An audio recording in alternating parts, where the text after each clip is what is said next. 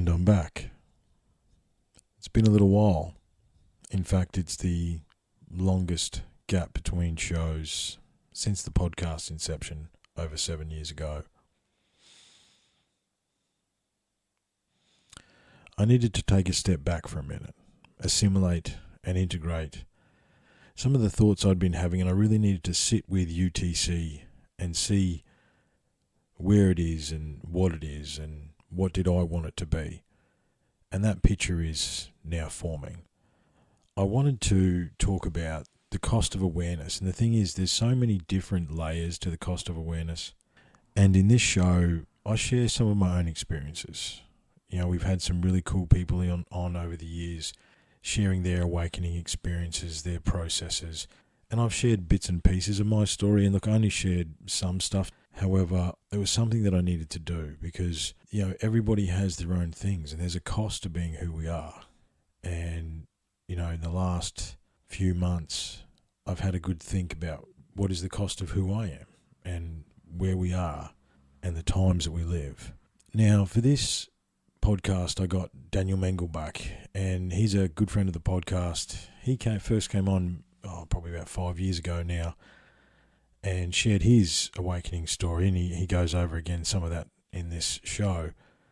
And this cost of awareness discussion we had on a trip. We're actually going to see if we could see some yowies. Didn't work out, however, it was still a good trip. And we'd started to have this discussion, so I wanted to get him on so we could finish it. And interestingly, what has happened since then is we've realised we didn't cover a whole heap of stuff that we want to cover. So this cost of awareness will be a series. We might do 1 or 2 or 3, I don't know. However, there's more that I want to say on the matter. Probably less about myself, however, more, you know, how we deal with things and what the cost of things is. Because it's interesting times, guys. You know, if we think back to 2020, I kept saying we're living in prophetic times, and that continues. And there's a cost to that as well, and a cost to understanding what is actually going on, because it's totally crazy, is another big thing. Anyway, it's good to be back. As I said, I share some of my story tonight and some of my weirder esoteric experiences and things that happened to me. I hope that me sharing my story can give you strength to share yours, because we're in this together, okay? And I really appreciate Daniel coming over and sitting with me while I went through that, because he really helped me through this show, and we had a really good discussion. And as I say, the discussion actually hasn't ended since we turned the mics off, so we'll be back in the near future with part 2 of Cost of Awareness. I'm going to try and find a Hilltop Hood song. However, I don't know if I've got it. So if not, maybe Oliver Anthony. I don't know. Who knows?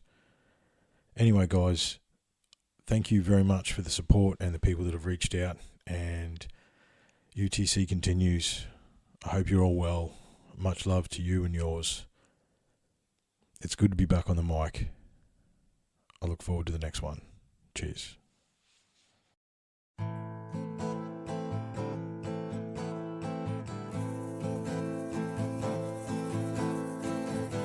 Have I burned out? Have I blackened the ground?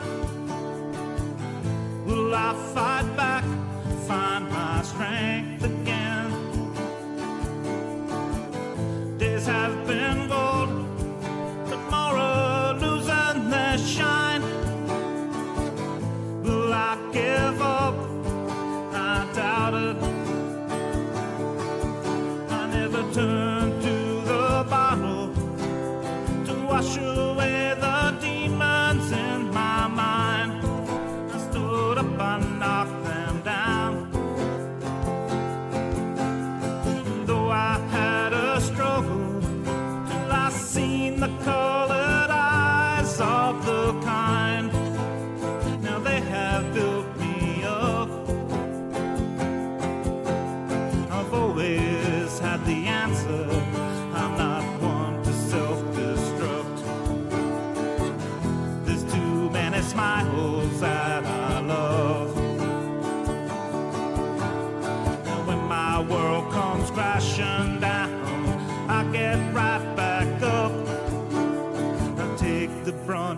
I walk out of the road. Have I burned out? Have I blackened the ground? Will I fight back, find my strength again? Days have been bold, but tomorrow losing their shine. Will I give up? I doubt it. I never turn to the bottom to wash away the demons in my mind. I stood up and knocked them down. And if you wanna take me out, you need more than both your barrels to shoot me down. 'Cause now I am tough.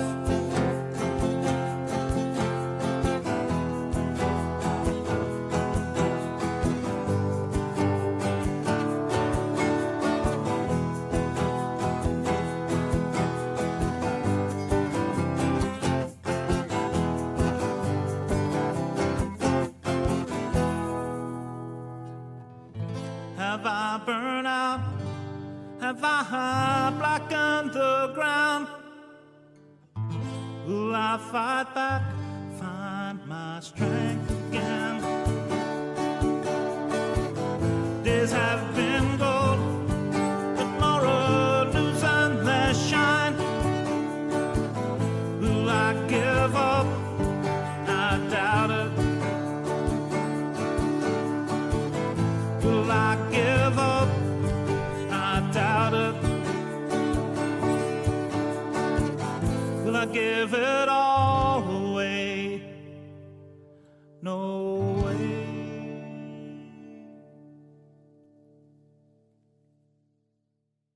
G'day everyone, it has been a little while.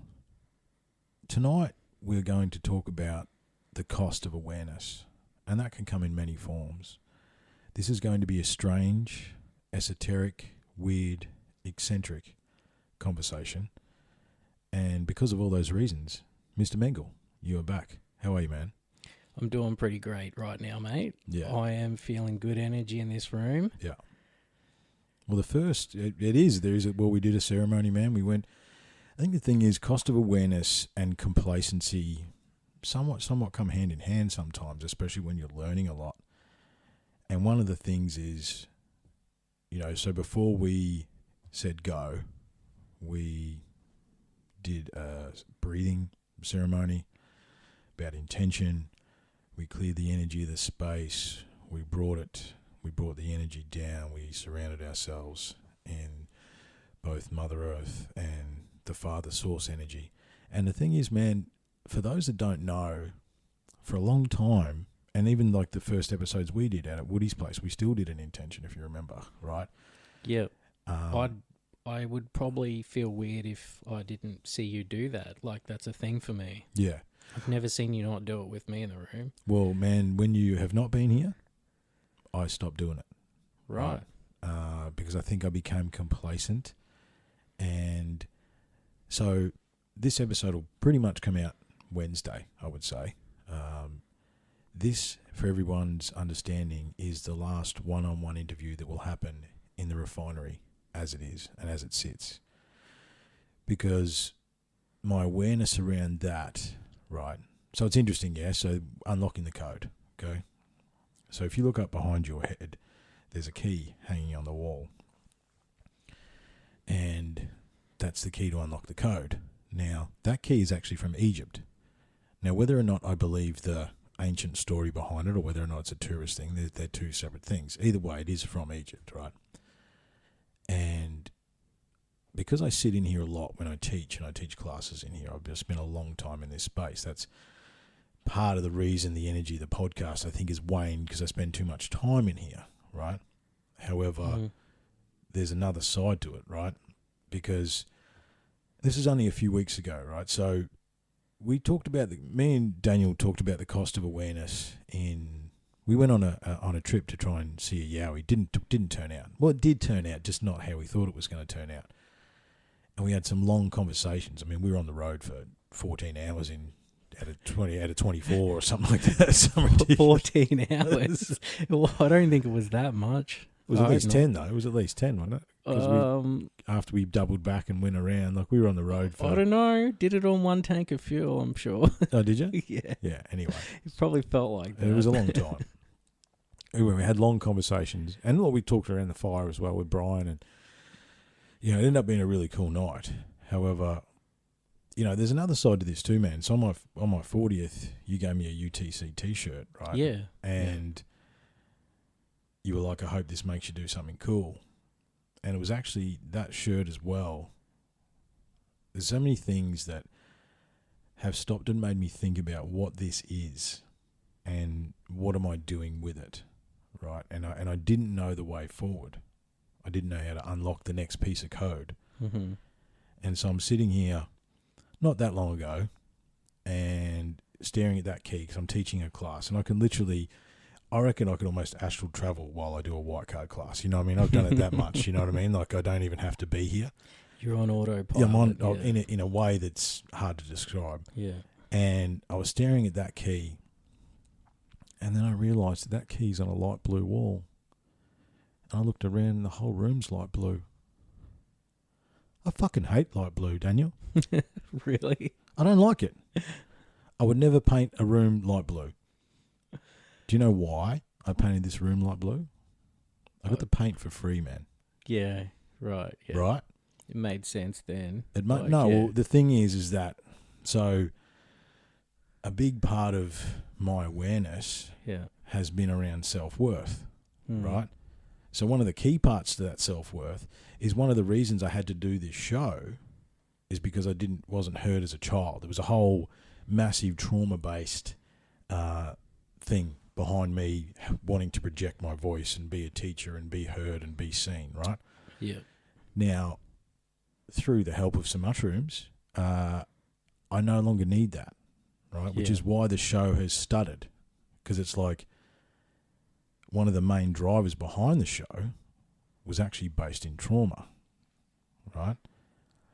Now, the trauma around my self-worth was, I can get the paint for free, I can get this for free, I can get that for free, so we'll just do that, right?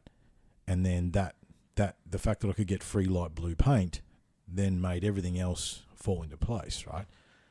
Now, let's not get it twisted. This space is a very sacred space, and in fact, this Friday we're going to honour this sacred space. So for those that you downloaded on Wednesday on Facebook, we're going to go live on Facebook and YouTube probably 8 o'clock on Friday night. And there's a heap of boys going to call in. There's going to be 4 boys here in the studio, and we're going to honour the refinery for what it was, right? Not what I feel that it is now, because I'm tired of it, and I've actually moved on from it. And see, what I was going to do, man, I was just going to tear the fucking walls out and not tell anybody, right? And then I thought to myself, well, that's not right, because you've had amazing times here. Woody's had amazing times here. Angus has. So many of the guests and have come out to this space and loved it and had an amazing time. It deserves more than just tear it down quietly, right?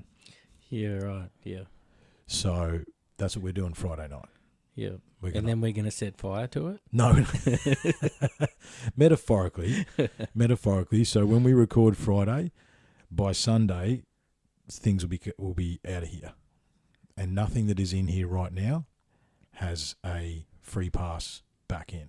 Nothing. Everything comes out. The walls come off, and we start again. Because I want to get what I fucking want, Daniel. It's like the metaphor of the snake shedding its skin. Yes, too. dude, It's like absolutely. Well, I'm in my 40s now. I built this when I was 35. Now that seems like a very, very long time ago. It's a very long time ago from a personal evolution standpoint. Yeah. Right? It's a very long time ago from how I feel about myself and where I'm at, right? Yeah. And it doesn't reflect, whilst it's beautiful and it's amazing, I'm very grateful. And, look, it was funny, before we turned the mics on, I showed Daniel the incense burner, which is a an alien kicking back on a couch smoking a joint. That's the incense goes through his belly button. And Daniel's like, I've never seen that before. I'm like, yeah, it's been there the whole time. He's like, well, there's so many things in here that you can't actually focus on any one thing. You know, all this stuff, dude. I've been collecting weird stuff for years, and it's like, what was its function? It's obviously for this space. Its function, Yeah. right? Yeah, it's to give it character, personality. Yeah, yeah. And look, there's a lot of stuff that will come back in, but there's nothing is certain, right? Everything is. And you'll know when you know. And I'll know when I know. In. Exactly. Yeah. Everything needs to come out. Yeah. But yeah, I was staring at that key and I'm like, I don't like light blue. Actually, I don't vibe with this whole how it is, right? And look, I was going to keep it a secret. It doesn't really matter. I'm going to make it purple because dark purple is my favourite colour. Right, like a dark midnight, that Duchess violet that I showed you earlier. Yeah, that's my favourite colour. Yeah, I like purple indigo as well. It's one of my favourite colours. Yeah, and do you know what's funny?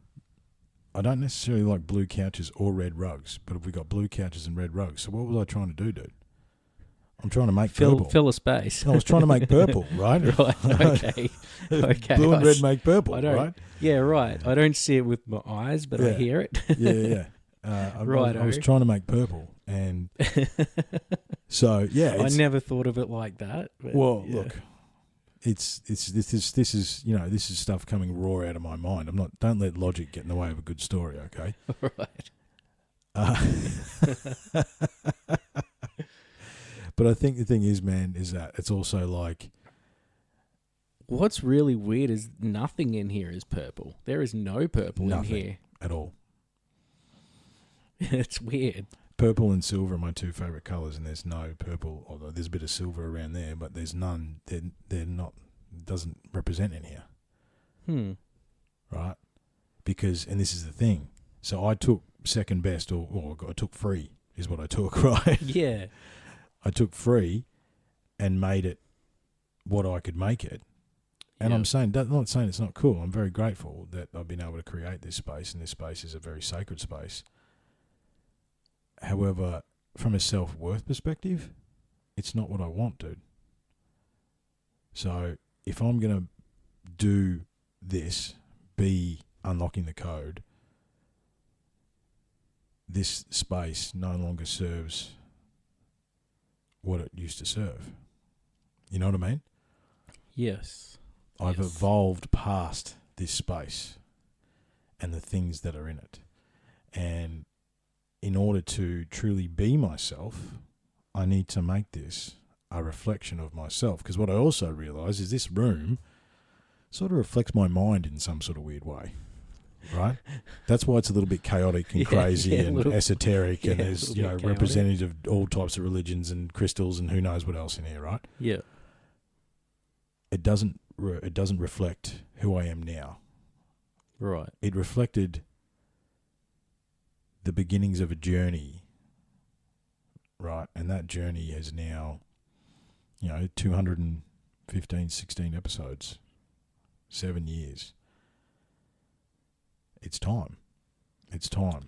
7 years is It's a cycle, dude. Yeah. Yeah, it's the cycle, right?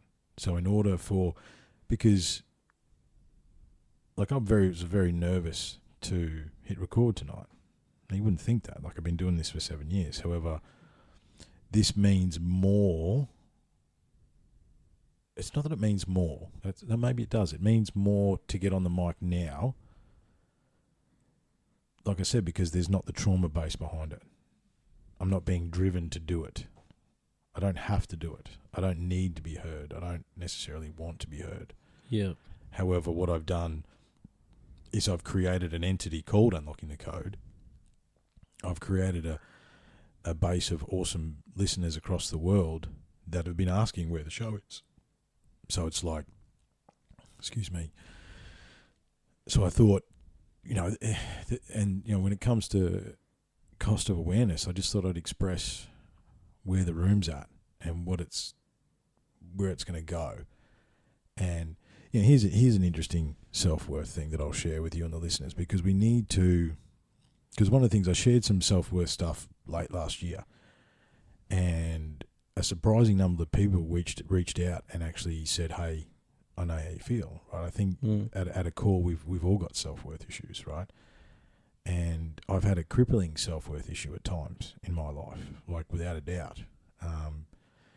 And so let's take the door, right?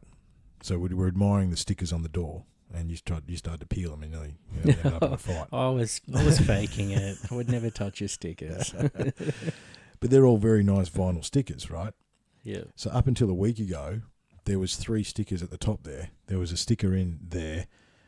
There was what was the unlocking the code stickers were terrible. They were paper. They faded. They look like crap. Right. So the only stickers that didn't look good on the door were my stickers. Right. Right? Ouch. So you come back to, but they see that's a self-worth thing. Again, I got those stickers done as cheap as I could. Yeah. Because blah, blah, blah, rah, rah, rah, justified it in my mind. I'm not really worth the extra $1 to get a vinyl sticker. You know, I'm not worth spending that money, blah, blah, blah. Right? And that's a simple thing. Where those stickers have been on the door for years, faded and terrible and crap. And I just took them off. And actually what I was hoping, I forgot today was Labor Day, because the new stickers should arrive tomorrow. Oh, right. Yeah. Okay. I'm going to have a proper vinyl unlocking the code sticker for you, sir. Yeah, right. Yeah. Cool. On Friday. So I can throw the old one out too. Yeah, get rid of it. All that. It's all old energy, man. It's all old energy, right? All right. And the thing is, the original logo used to be blue. The stickers were blue. Like, it morphed into something that the whole like marketing and the colours and the idea behind UTC was based in, again, trauma and lack of self-worth. Because if you had said to me, let's do it in light blue, dark blue, and how it is now, if you can have whatever you want, let's do it in baby blue. No, we're not doing that. And I know, you know what I mean?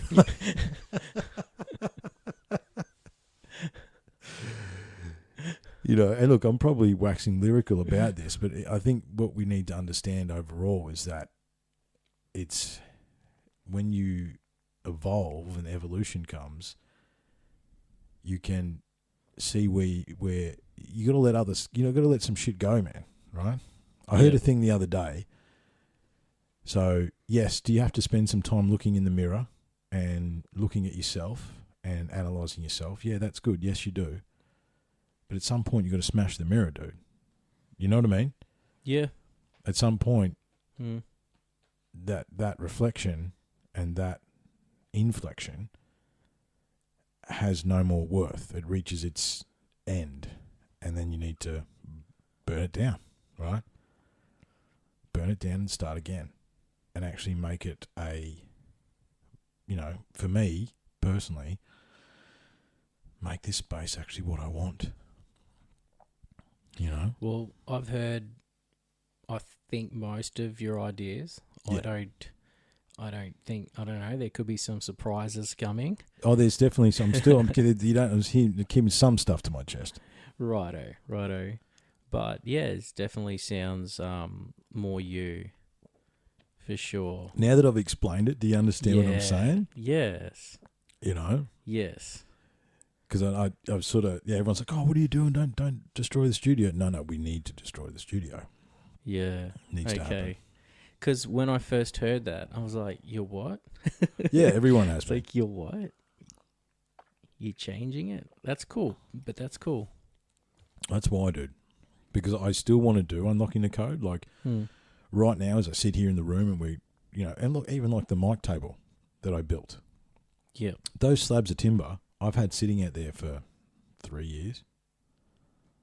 Are you more motivated? No, I'm trying to figure out. It's not necessarily motivation. It's more about understanding. One of the things I say in my classes to my students, and I know there'd probably be some listening, is passion projects, right? What is your passion project? Yeah, it's really important It's very to important. do something for yourself. That's invested energy, Invested not energy. spent energy. Exactly. Invested energy in yourself. And this is my passion project. Yeah, What happened is that I moved past this space and I was trying to bring it back to this space and trying to recreate something that doesn't exist anymore.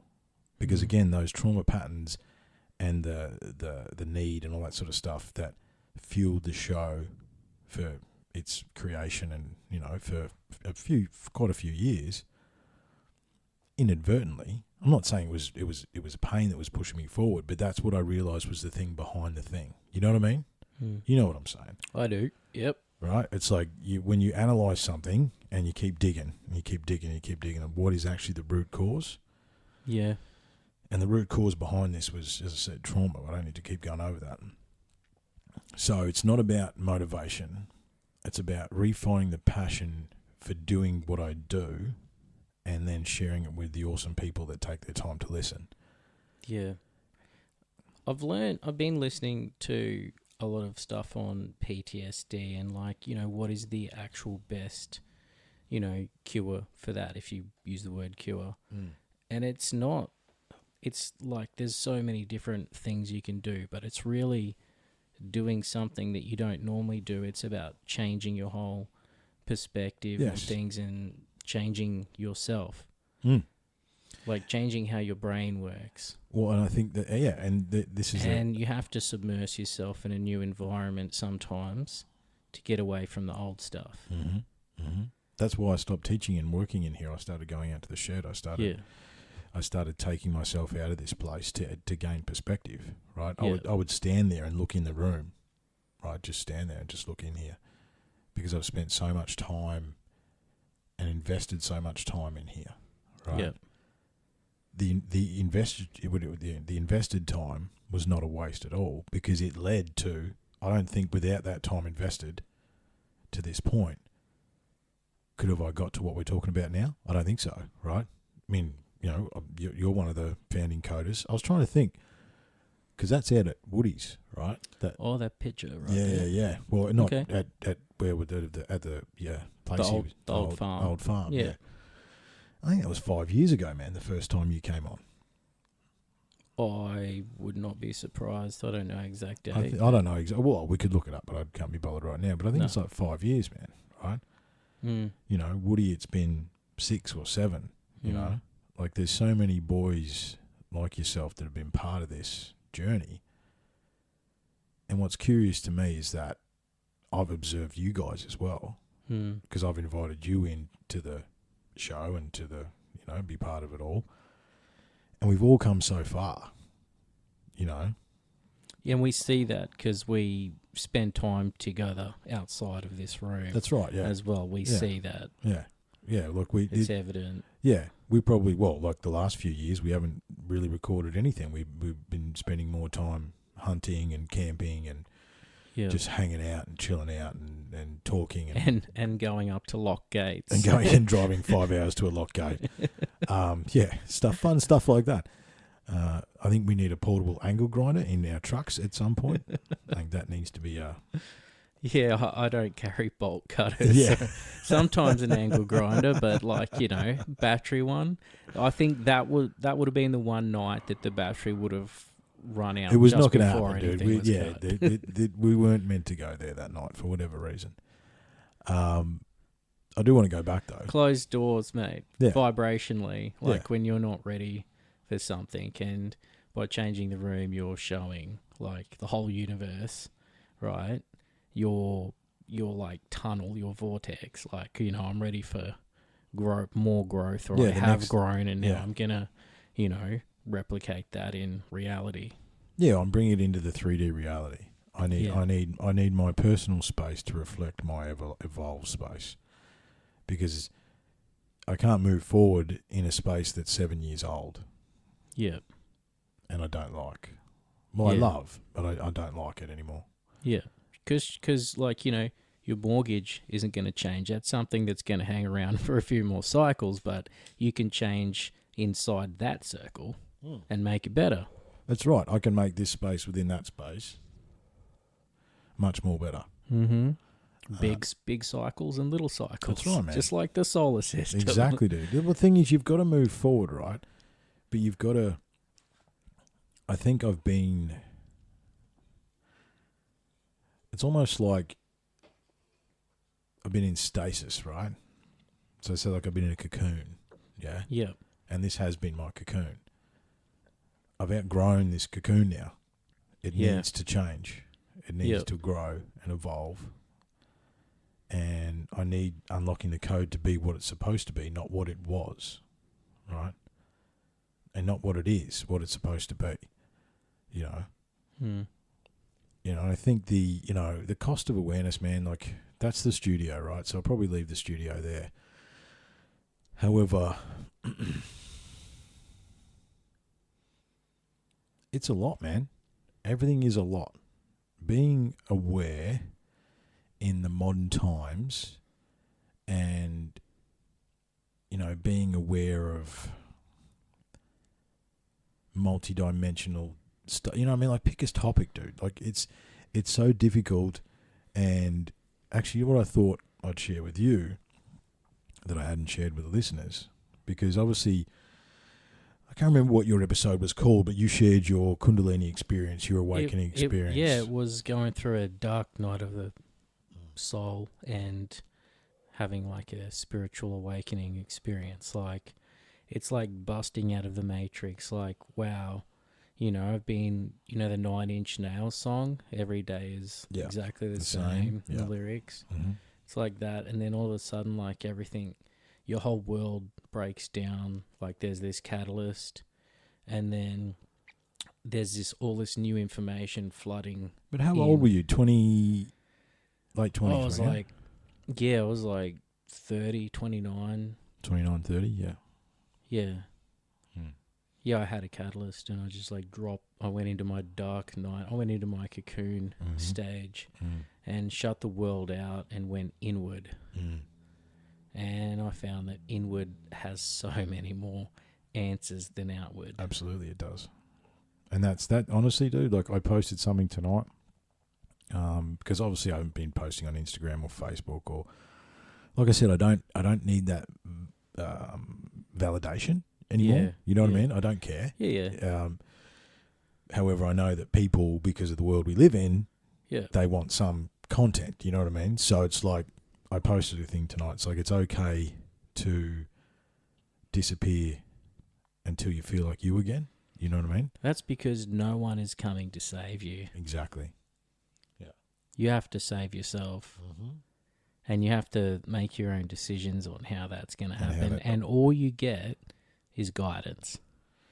Yeah. And you're not alone through that process. No. You're not alone, but you shut the world out so you can hear your own inner voice. And that's basically what I've done. You got to connect back to your core sometimes. Exactly. And that's what I've done. That's what I've been doing. And because we sponge up a lot externally of other people. The problem is that when you're aware, right? When you're aware of, like, look, let me preface this by saying, and I know you agree with me, the only one thing that we actually really do know is that we know nothing, right? You know what I mean? Like, as much as we could wax lyrical about so many different topics, what do we really know? Not much. Not a lot. You know, so we need to preface that. However, when you have, I mean, even the last 4 years, right? It has been an accelerated awareness for many, many, many people, right? The rose-coloured glasses have been lifted. We've seen behind the curtain. You know what I mean? You can't get the genie back. No, the genie's gone, man. The horse is gone. The genie, everything's gone, right? There's no one. There's no one, right?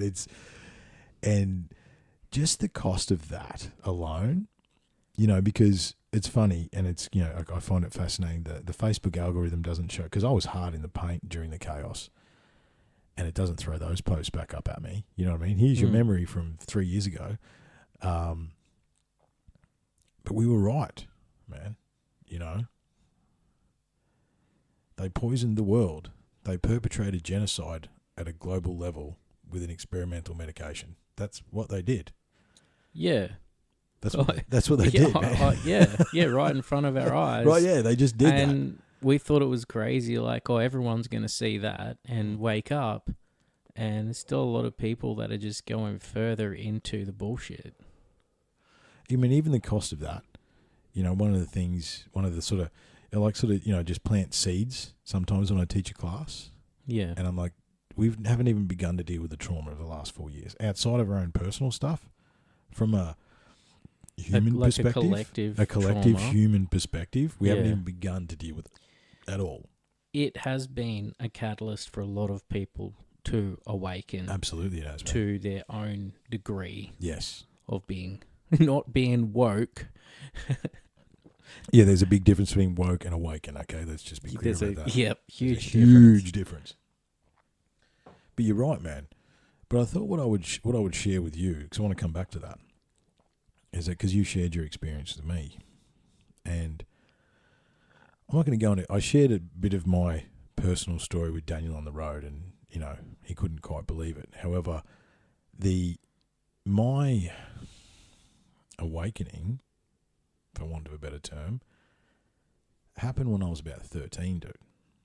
Right? So when I say cost of awareness, I have been aware since I was a 12, 13-year-old, right? Mm-hmm. And so I don't think I've ever shared this. So, exclusive. So it's the 90s, right? So me and a friend were experimenting with witchcraft, mental telepathy, ESP, right? We used to run experiments, right? So how did you get onto that? Because I couldn't find a book on anything when I was going through my own little cocoon stage. Was that readily available for you? No, I've always been curious. Yeah, it was in you. Yeah, it was already there. It was already there. Well, look, my mother took me to crystal circles when I was a kid, right? So I'd already been exposed to that sort of stuff. That's the reason there's crystals everywhere. You were open. I was already open, right? Yeah. I was exposed to the energy of different stones and how they do and all that sort of stuff. And look, crystals is I probably, and the other thing is too, man, this is a bit of a sidebar. There's so many things that I've decided not to do a podcast on because I thought it didn't fit the mold that Unlocking the Code was. I've realised that Unlocking the Code is whatever I say it is. Yeah, righto. Right? You know what I mean? Yeah, okay. When you put it like that, yes, sir. Yes, you know what I mean? It's not so... No, yeah, okay. Yeah. I got it. It's broad. Yeah, it's broad. It's an umbrella. It's an umbrella, exactly. Yeah. It is. It's an umbrella for many, many things and will be for many, many things, hopefully. Oh, no, not hopefully, it will be. And it is already. Just they're waiting to be unlocked. Birthed. Yeah, waiting to be unlocked, man. Yeah. That's it. That's all it is, right? Yeah.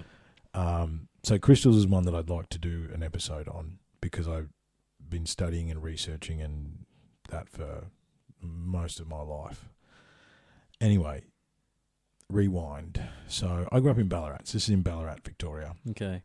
And a friend of mine, so we were experimenting with telepathy and ESP and all this stuff, right? And we used to run experiments. So it'd be I'm going to ring you at 8 o'clock tonight and tell you what you're doing. Mm-hmm. Right? So okay. So we would try and connect in.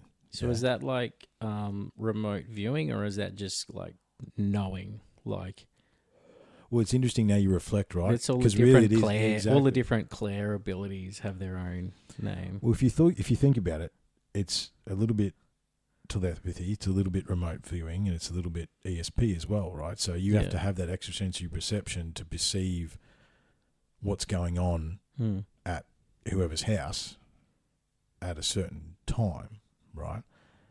And the thing is that we started messing around with it. So we'd start doing weird things. You know what I mean? So it's not like there's 10 things, you're playing video games, you're on the computer, you're reading a book. If you think about the subset of possibilities, there's not many, right? So you've got a 10% chance of getting it right anyway, right? So you were like one of the kids off Stranger Things, riding your bike around the streets, but there was only one other. That's the image I get in my head. Stranger Things, well, no, there was a few of us. It's a clique group of, there was a few of us. Alternative thinking people. Mm-hmm. There was a few of us, but there was the guy. Look, I won't say his name. Me and him lost contact years ago. However, he's a very good dude, and he went on a totally different path. He was actually he's part of some weird ass religion, but anyway, it's a different story.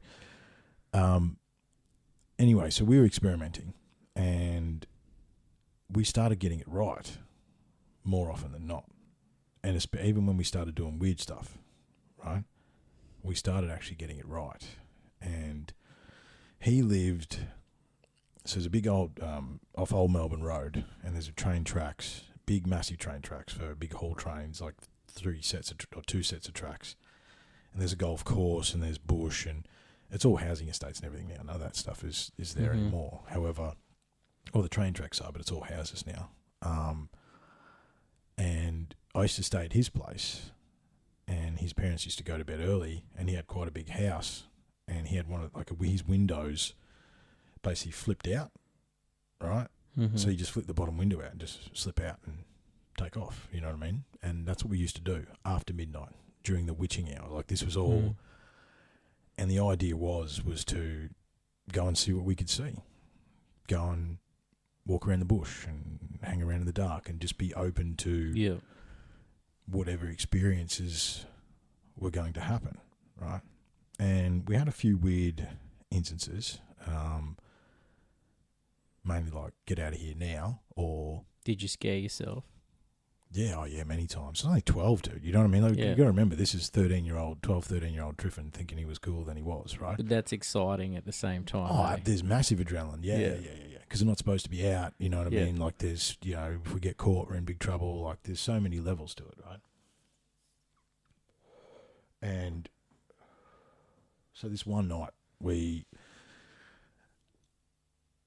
been pretty hard in the paint. Like, we'd found a witchcraft book somewhere, and we were doing, I can't remember, we were doing some ritual stuff, and we were messing around with candles and, basics, you know what I mean? Like, basics. So is this, like, people in witchcraft talk about white magic, black magic, or neutral, or grey magic.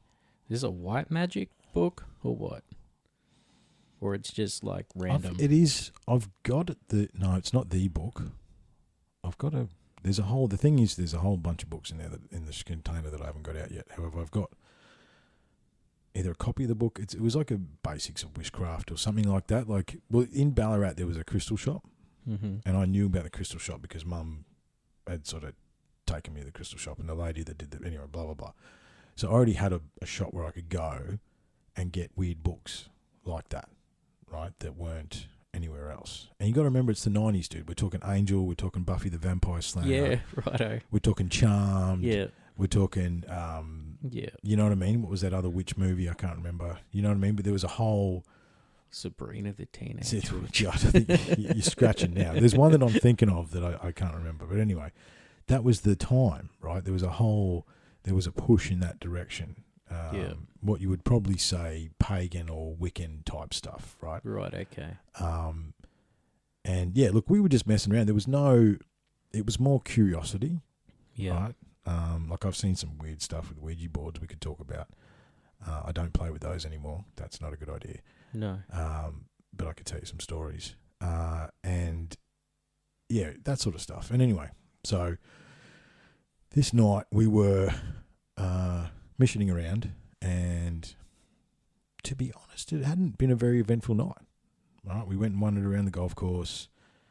I think we got, there was sensor lights on the shed, so we tried to play a game. We try and get as close to the shed without getting the sensor light to go off. We weren't going to steal anything. We were just fucking around, you know what I mean? It was all just play, Mm-hmm.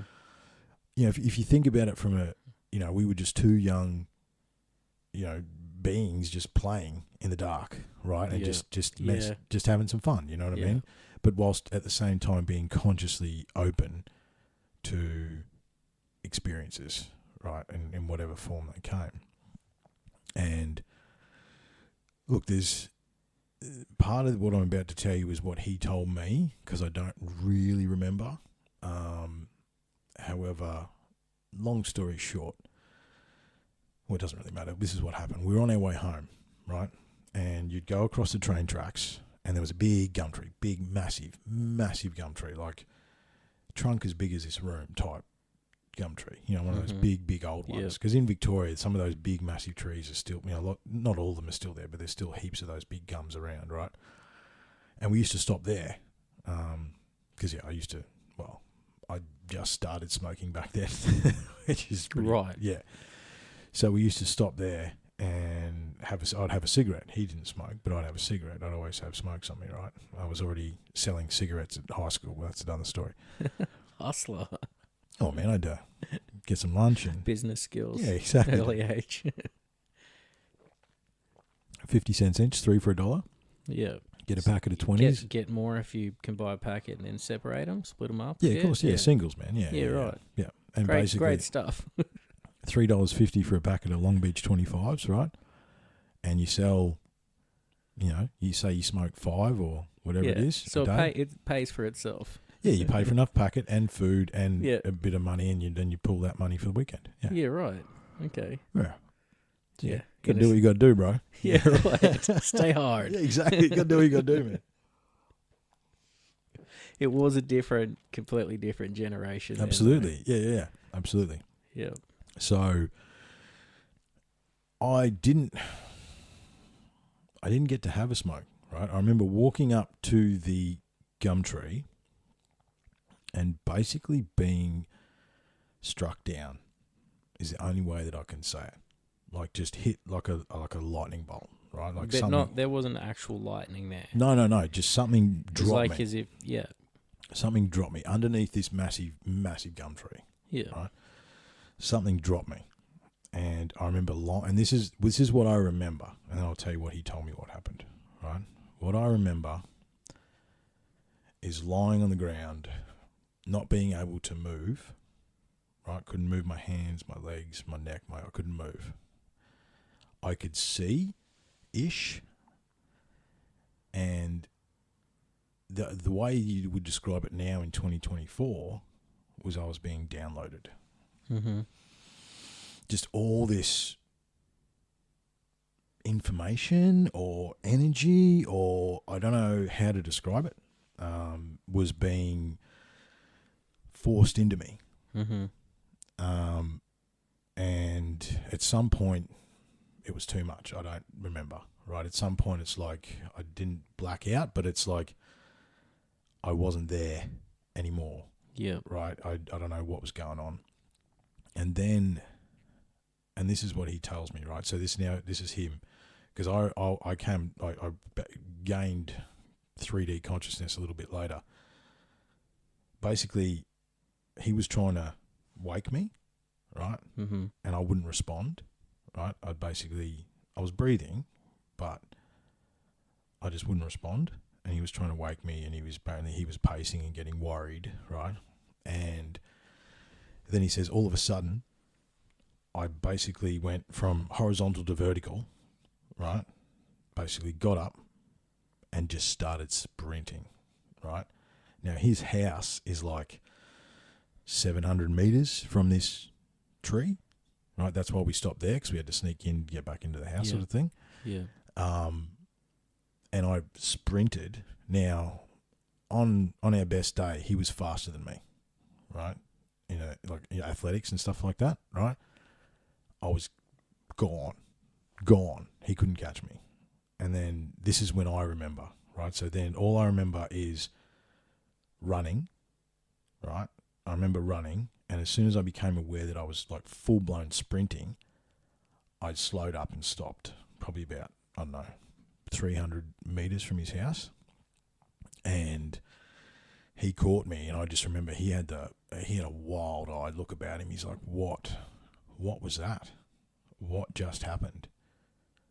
Like, are you okay? Like, what is he? We're 12, right? 13. You need to keep that in your mind, right? And you've never fainted in front of him or anyone. I've never before. fainted ever before in my life, dude. Yeah. Nothing like that has ever happened to me. And there was ever. no trigger. It was that sudden rush. Yeah, just gone, just on the deck, right? Now, dude, coupled with the fact that my name is Triffin, and that just did not make my life easy. especially around people who didn't grow up with me, right? Like the guys I went to kindy with, because in Ballarat I did kindy and I did primary school with a core bunch of people. Now to them, Triffin was Triffin. There's no weird thing about that, right? But then you go to a school of 500, you know what I mean? So that was never.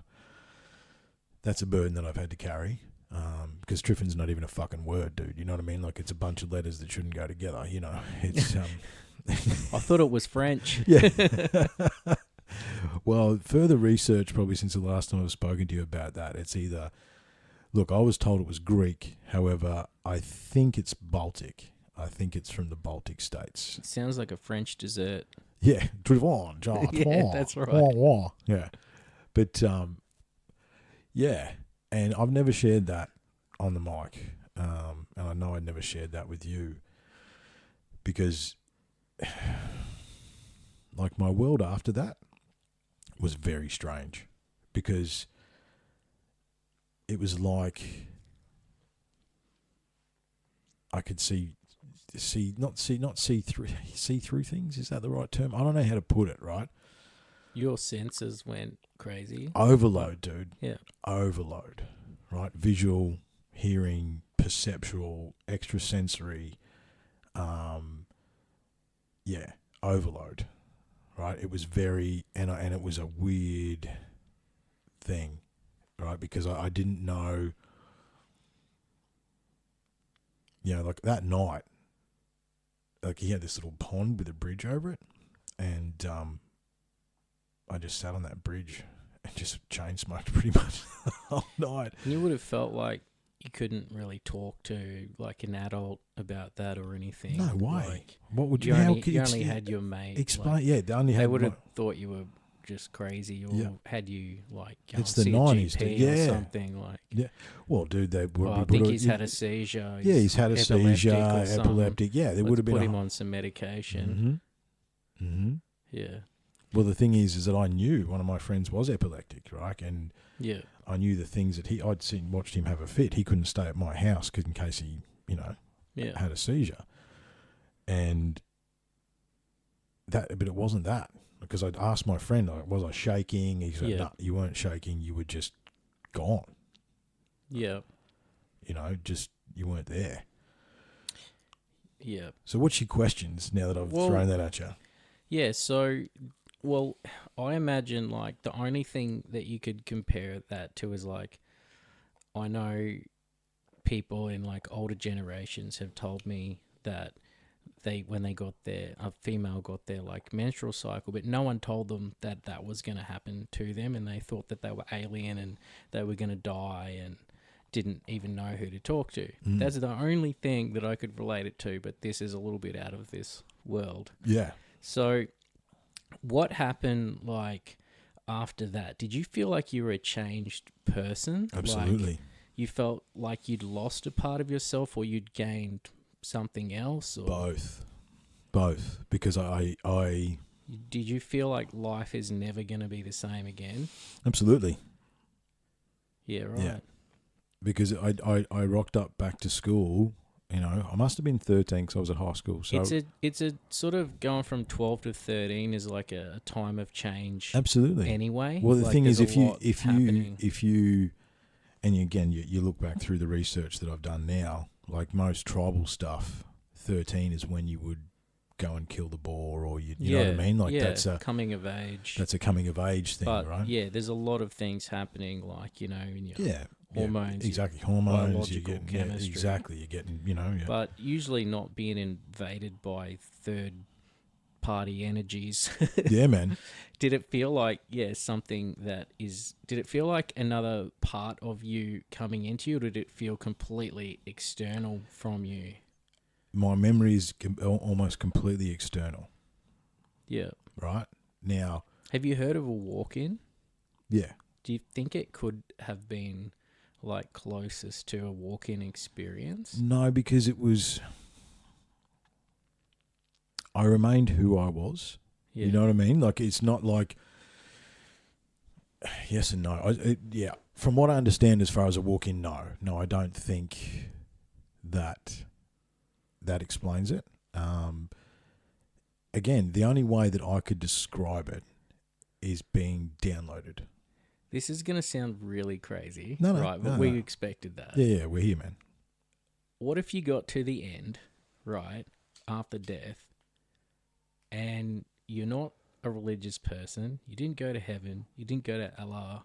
What if you just like, I'm going to do this again, but differently with all my knowledge? Is that possible? Oh, you think that a future version of me came back and said, here, I'm just going to give you a little bit of a leg up? Yeah. Look, there does seem to be, you know, it's very very difficult to describe. Like I've always said to people, if you could exist inside my head, you don't really want to do that, right? My ability to retain information and my knowledge of a lot of things I really shouldn't have knowledge about, right? Especially like ancient esoteric type stuff. Like I think there's very much, you could be right. Like it was higher self me going, righto, he's ready. Or like a future. Yeah, I'm gonna channel just straight through from the because ether. I don't believe that you die. I believe that like, you know, you live afterwards. Absolutely, death is only the But what beginning. you believe in has a lot to do with your afterlife experience as well. Yeah, you just will still be here. no, it's just energy, man. Yeah, energy doesn't go anywhere. It just transports. Yeah. Yeah. Look, I don't know. Because the other thing is that you were opening yourself up with your friend at that time. Yeah, I was consciously other opening my third dimensional eye. I was things. consciously trying to And you might have like, you know, open a door. Yeah. here's a potential body, you know, that's open, young, naive. Let's go for it. You know, you think you might register like either good or bad intentions, but you've turned out to be a good person, in my opinion. Yeah. So it wasn't I'm not Satan coming to I'm claim not, your soul. I'm not or an evil anything, but megalomaniac. I'm not floating off the chair. Yeah. It wasn't demonic in any way. No. Because that would have been evident straight afterwards. Yeah. I mean, but You would have ran to the house and crawled across the ceiling. You talk about demonic, right? This was the Yeah. 90s in Ballarat and Victoria. There was a chance that if I had told someone about this, they would have. They might have tried to throw that on you. Yeah. Oh, get a priest. Get a priest. Needs This an is out of exorcism. our depths. Yeah, Grab exactly. a priest. Yeah. He'll know what to do. Uh-huh. Son, you Like, need to that's go no to joke. Jesus. Yeah. Yeah. Well, I left Sunday school when I was 7. Yeah. Right? Because you had to start work at your new side hustle.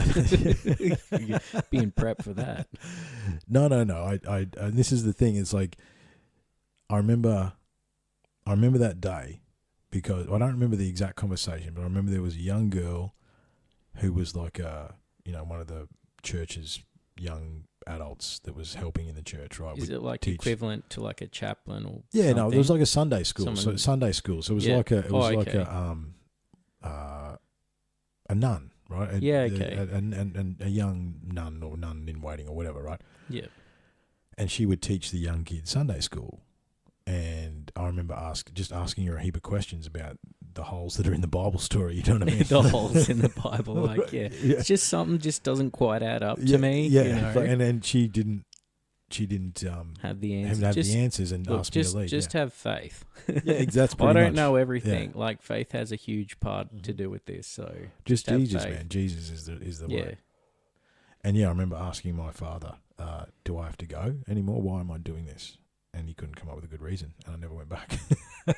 Yeah. After I got kicked out, and I think he, found out why I got kicked out because I was torturing the poor young nun in waiting or whatever. They're called something, but I can't remember. Yeah. So like I've been questioning stuff. I think there's might be a female version of a chaplain. Yeah, something there like might that. I be a can't chaplain remember. as well. I don't know. It's irrelevant. But I think Meant to be more relatable. yeah. Yeah. But if you like that sort of level of critical Yeah. thinking at 7, Yeah. if you reflect upon it, it's Yeah. So that's what started you on that path of looking into other things. Yeah, absolutely. So you're curious from a pretty young age. And Yeah. for me, I was like an atheist, and my awakening was more in my late 20s. And I had a lot more maturity and adult tools to sort of handle that. Or even though that could be harder in some ways, some kids that are open and looking, and then something happens. But for me, it was like very sudden as well. But I still triggered that. Yeah. Well, I mean, if I think back, I think I was open to it, whatever it was. Yeah. I was open to whatever it was. That tree was definitely a portal. Yes. And the thing is too, I think about that and like trees and nature and the size of that tree. Like it was hundreds of years old. We have mentioned yowies on the podcast, but what I may not have mentioned is that when I go to this same spot, the energy always gets like lifted, like the vibration raises, like your nervous system goes crazy, but it feels like it comes from the same area, and it is this massive tree. It's like massive old ancient tree, hundreds and hundreds of years old, been standing there since. Portals for invisible forces, beings, entities, energies, man. Yeah, absolutely. And I think, but you talk about some of the things that I reflect upon poor little teenage me, and I would say like these prophetic things, right? And then they would happen. And I used to say to people thinking I was helping them. Yeah. However, I didn't understand that. Oh, okay. Yeah. People don't know. Yeah. And people are scared of things they don't understand, man. Right? Yeah. And the thing is that I was already an enigma because I was driven, right? And I've always been a bit of a weirdo regardless of what, anything. I've always been individual. However, some of those experiences were not positive, man. You know what I mean? Yeah. There was not and because I thought I was helping people, but people would get freaked out. Like, how did you know that was going to happen? It could be weird stuff like, oh, that's about to smash. Yeah. Where if we were in Star Wars, you would have been recruited as a Jedi because they would have seen your potential. You would have gone to school. Well, the funny thing was really experimental. But do you know what the weird thing is, dude? Is that my father is a Star Wars tragic. I watched Star Wars 4, 5, and 6 5,450,100 times, mate. You know what I mean? Yeah. The idea of the Force and the dark and the light, and that was ingrained in me. Like, it seeps into your subconscious. Yeah, man, it does. But I don't think George Lucas. I think it's real, dude. Yeah, you know what I mean? Like, it's not, the Force is real. Oh, like, he wasn't just like conjuring up, writing a movie. What are we going to add into this? He was channeling something. Absolutely, he was channeling some truths, and creating like parallels or adjacent truths. Yeah, adjacent truths or dimensional and dimensional stories, and just the whole thing. And like, as I say, that you look at the layers, and that was, as I say, I watched Star Wars on any given Saturday.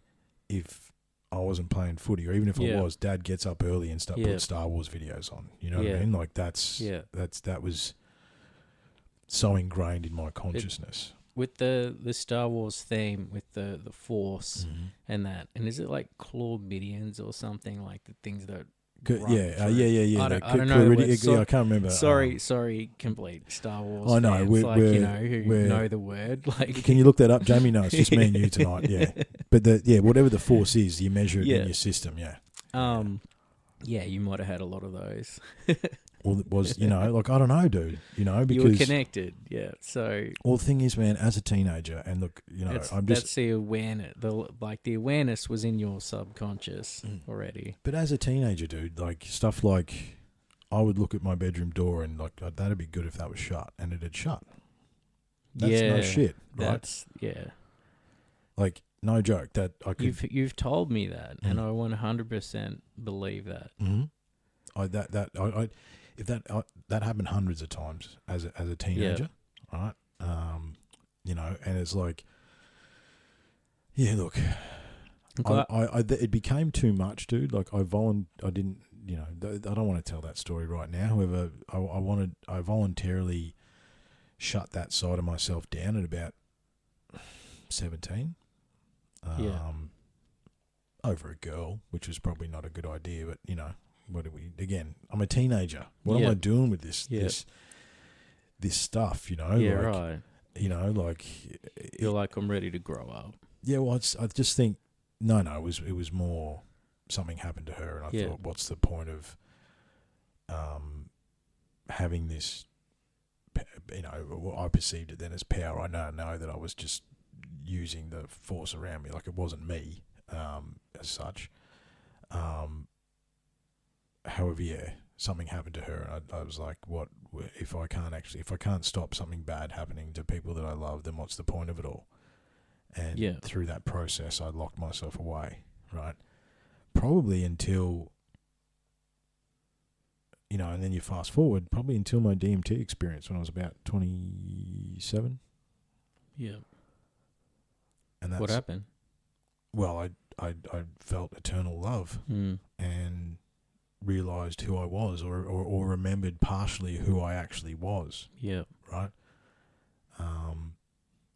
And that I could be and do whatever I wanted to do, right? Now, we're sitting here today because of that DMT trip. Like, in my life, there was before I did that, and there's after. You know? Look, to be honest, man, before, in the space that I was in there, I was driving across to Western Australia, and once I realised the Great Australian Bight was a massive cliff, Yeah. half the plan was to jump off. Right. Because of a girl. Yeah, because of a situation that I Yeah. had got myself into, yeah. Yeah. Yeah. And look, many, many, many mistakes that led to, you know, just it, and I didn't want to be here anymore. And that was the plan. And yeah, I went and saw a good friend of mine. I don't have a sister, but you know, if I had one, it'd probably be Trish. Like I've known her since I was 3. You know what I mean? Like we've known each other since we were 3, and she had some, and she gave it to me. And I took 2 big hits, and you felt like this bliss, universal sort of love. bliss and source energy. Yeah. And I also came up with the bubble theory that night, right? Well, you know, we actually put ourselves in a bubble before we started the show, Yeah, right? So yeah. that's an evolution. So Yeah. basically, you know, you've got your own bubble around yourself. You can choose to let in whatever you want, Yeah. but you don't actually, on the flip side of that, you don't have to let anything in either. And you've got to take responsibility for your own personal space and bubble, and you can, within that bubble, you can be whoever you want to be, right? And I sort of took that, and look, I stood on the edge of the Great Australian Bight. I could even show you a photo, because there was like a little platform, right? And then it was like a 200-metre drop, and it's like, yeah, you just sit out on that platform and I stood there, and stood there, and stood there for a long time, thinking, do I or don't I? And obviously I didn't. And yeah, we're here today. Maybe you did. Maybe you're back. Maybe you went back into I don't know, man. a childhood memory, and that childhood memory was experiencing real life. Yeah, well, no, I didn't. I'm good at connecting things together, though, and making it crazy. Yeah, that's probably a bit far, but no, A little too far? Little too far. But yeah, so, and I think it's that when we talk about, for myself personally, the cost of awareness, it's the weight of awareness as well, you know?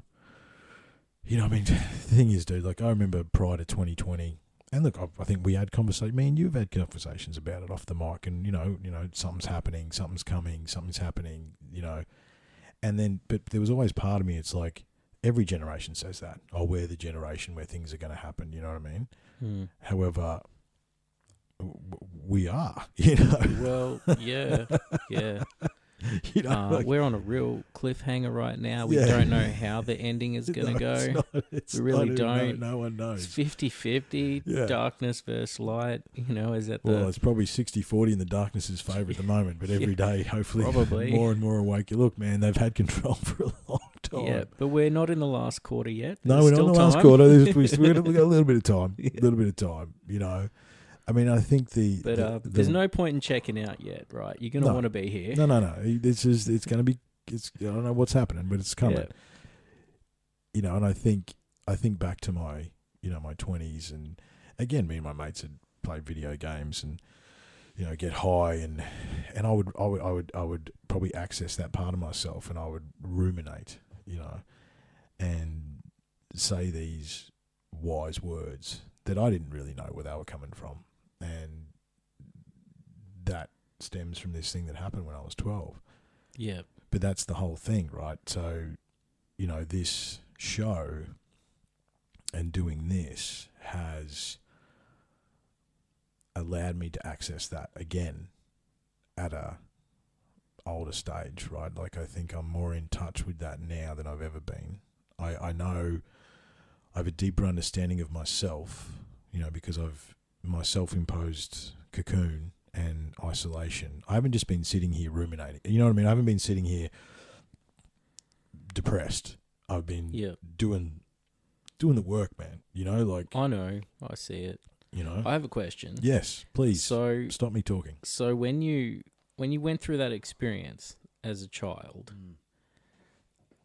did you experience like any kind of synchronicity, or what changed in like your external world? Like, was it different? Yeah, did absolutely. you see synchronicities or anything like that? Everywhere.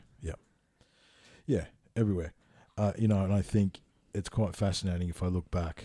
I was doing studying the witchcraft thing, but there's an alien book that's in the shelf there. There's so many different things that I started looking into at that age as well to try and open my mind.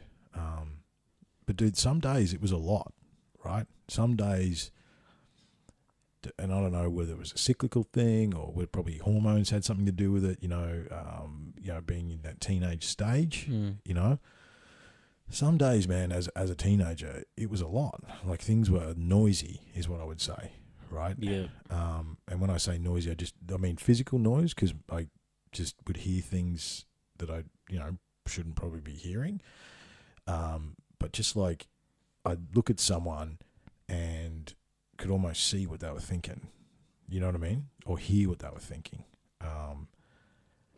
And it's hard to reflect upon now because it was a very long time ago. But I do remember some days just being a lot.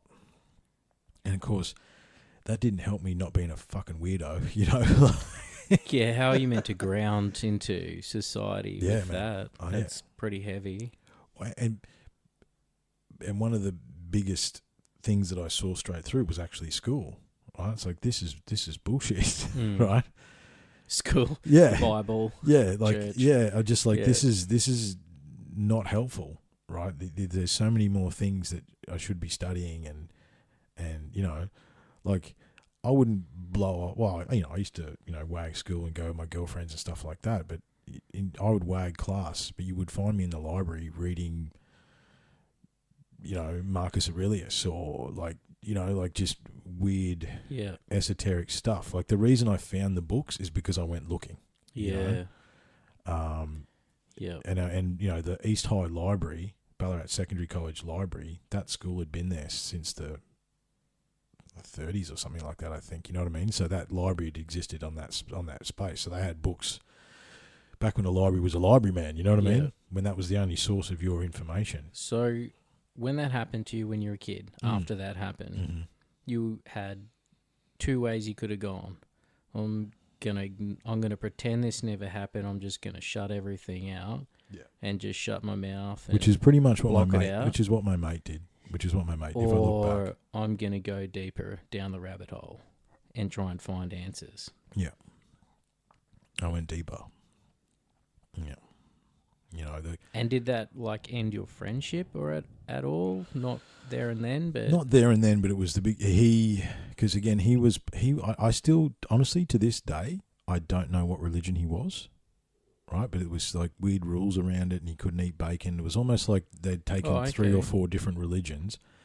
He couldn't go out from Friday sunset to Saturday sunset, right? So that's one of the reasons I'd go to his house on a Saturday. I'd stay at his house on a Saturday night. Right. But we couldn't leave the house till sun went down. Like, there was all these weird rules, right? And he went to religious camps, and I never knew what the name of it was. To this day, I don't know. So I think that experience, him witnessing that experience, but also because of the religious background that he had had his whole life, that experience between us, I think, freaked us out enough, or freaked him out enough, not to really continue to do it. Like, I don't remember. It happened to you. It didn't happen to him. That's right. Well, no, I think something. He observed it. Yeah. Right? Yeah, he was like maybe freaked out that might happen to him. He might have thought you triggered something. Yeah. With what you were. Well, I mean, doing. imagine. I've thought about that often, right? It's like, what did he see? Mm. You know. Yeah. What was his? Like when I ran and he stopped and he came up to me, he was crying. He was very distressed. Right. Again, we're 13. We don't know. You know. But yeah, he was very distressed. Yeah, so I don't know. Yeah, it wasn't. I continued my experiments, but they sort of on your own, or did anyone else come along? No, there was people that sort of came in and out. Yeah. I think I got a bit of a name for myself unknowingly. Like I already, because I was the only Triffin in. Well, when I was 19. In Australia, there was 23 million people or 22 million people. I was the only one. Like, the only one. Yeah, right. Right, so just, it's not like, yeah. Yeah, when you turn up to vote, you're like first name basis only. Yeah, Yeah, that's we're right. good here, mate.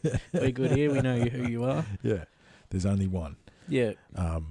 It's a name that I've come across more often since then, but not very, very, very, very, very rarely.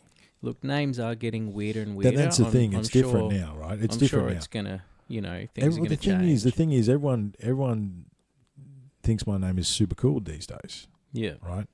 In the 80s in Central Victoria, that wasn't the case, Yeah. dude. You know what I mean? It was a different time. Yeah. It was a different time. So, Mm. yeah, I mean, stuff like, something that's happened to me multiple times is, in my later teenage years and into my 20s, is I would get a phone call from somebody to go and sage a house to get rid of some bad energy in a house. Yeah. And I get phone calls from people that I didn't know. Well, I sort of knew. Yeah. It's like word of mouth. It's like you Yeah. Is this Triffin? Can you? I've been told to. He's got the name of a wizard. Yeah, I've been told to. Yeah, I've been told to ring you, so you can come and there's weird stuff happening in my house. Yeah. I think because again, you got to remember a lot of people playing with Ouija boards. Yeah. Right, and Yeah, the thing right. is, Yeah. a Ouija board is not a controlled thing. It's a low vibrational thing to do. Yeah, and you can let things in that. Yeah. You're totally right. It's a low vibration thing to do. That is very accurate. And then therefore the things that you let through, if you unknowingly activate something within that, are low vibration. Or there's a lot of dark stories I've got about Ouija boards that I've seen and heard You'll about. find millions on forums, on the internet, YouTube stories with Ouija boards. Like everyone's heard of it. Mm-hmm. Everyone's heard a story. Yeah. And it's in movies now. It's like in everywhere. movies, Yeah. So you just don't mess with that stuff. Don't play with it. But yeah, I would get phone calls. Can you come and get this energy out of my house? Yeah. From people that I didn't know. Yeah. And the weird thing is I would just go and do it. Right? You know what I mean? Like, okay, yeah, cool. Let me get some stuff and I'll come around. I saged a house year before. I don't do it as often anymore. But yeah, I've still done it. Done it. And I know, like, for people who don't know you, like, you're a very intentional person. Like, intentions mean a lot to you. Like, you're so conscious of energy and what you're putting out there into the field. Yeah, I try. Yeah. I try, yeah. Yeah. It's difficult to... One of the lessons of this show, and I suppose for want of a better word, preaching ideas on this show, is that my intention has always been to practice what I preach. And it's very difficult. Because it's actually more about not what happens when you're here or the boys are here or whatever. It's more about what happens when no one's here. Yeah. Like, integrity? Is that Integrity, what we're talking about? Exactly, yeah. Integrity is doing the right thing even when no Yeah. one's watching Yeah. you. Yeah. Because if you want to embrace intention and energetic intention, you've got to do it all the time, Yeah. Yeah. right? Yeah.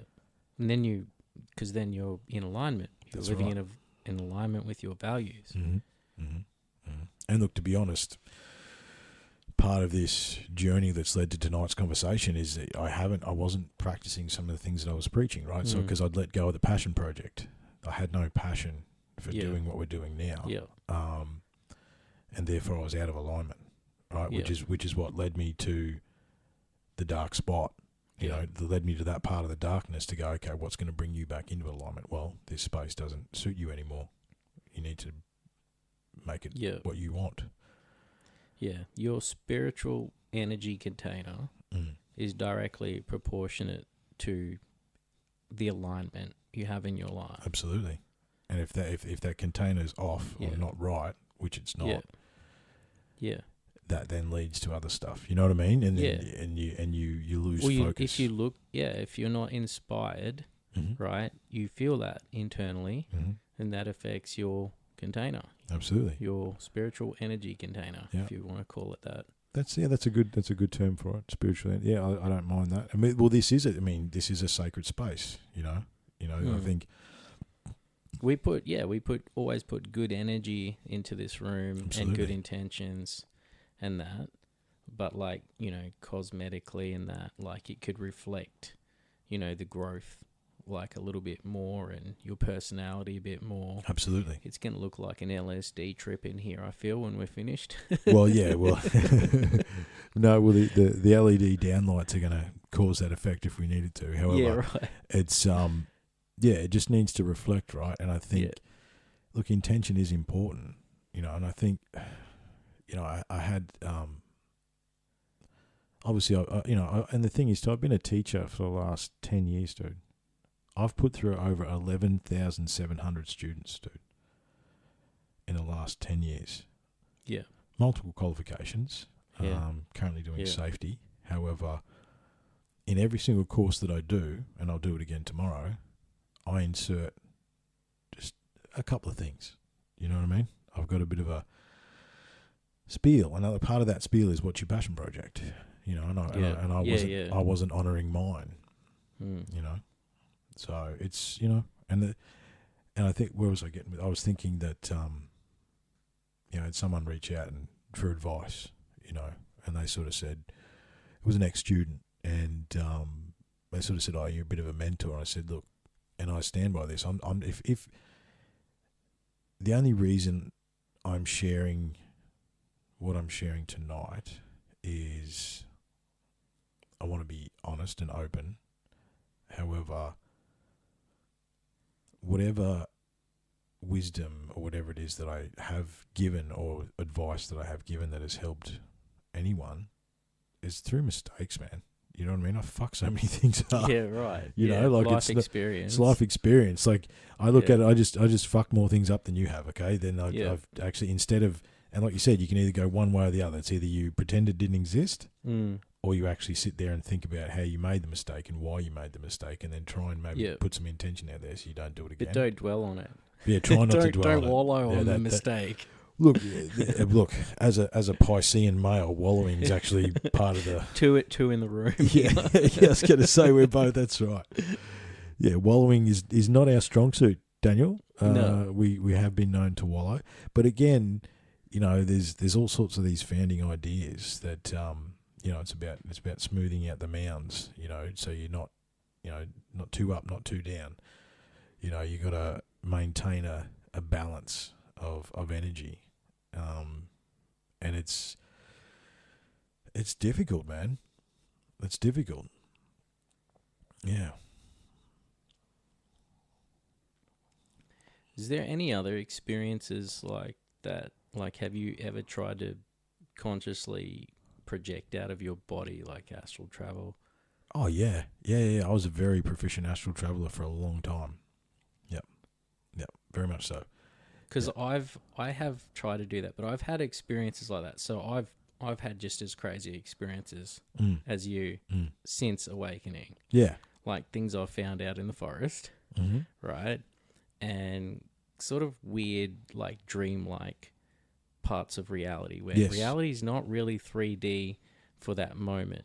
Well, reality, and this is the point is, right? So if we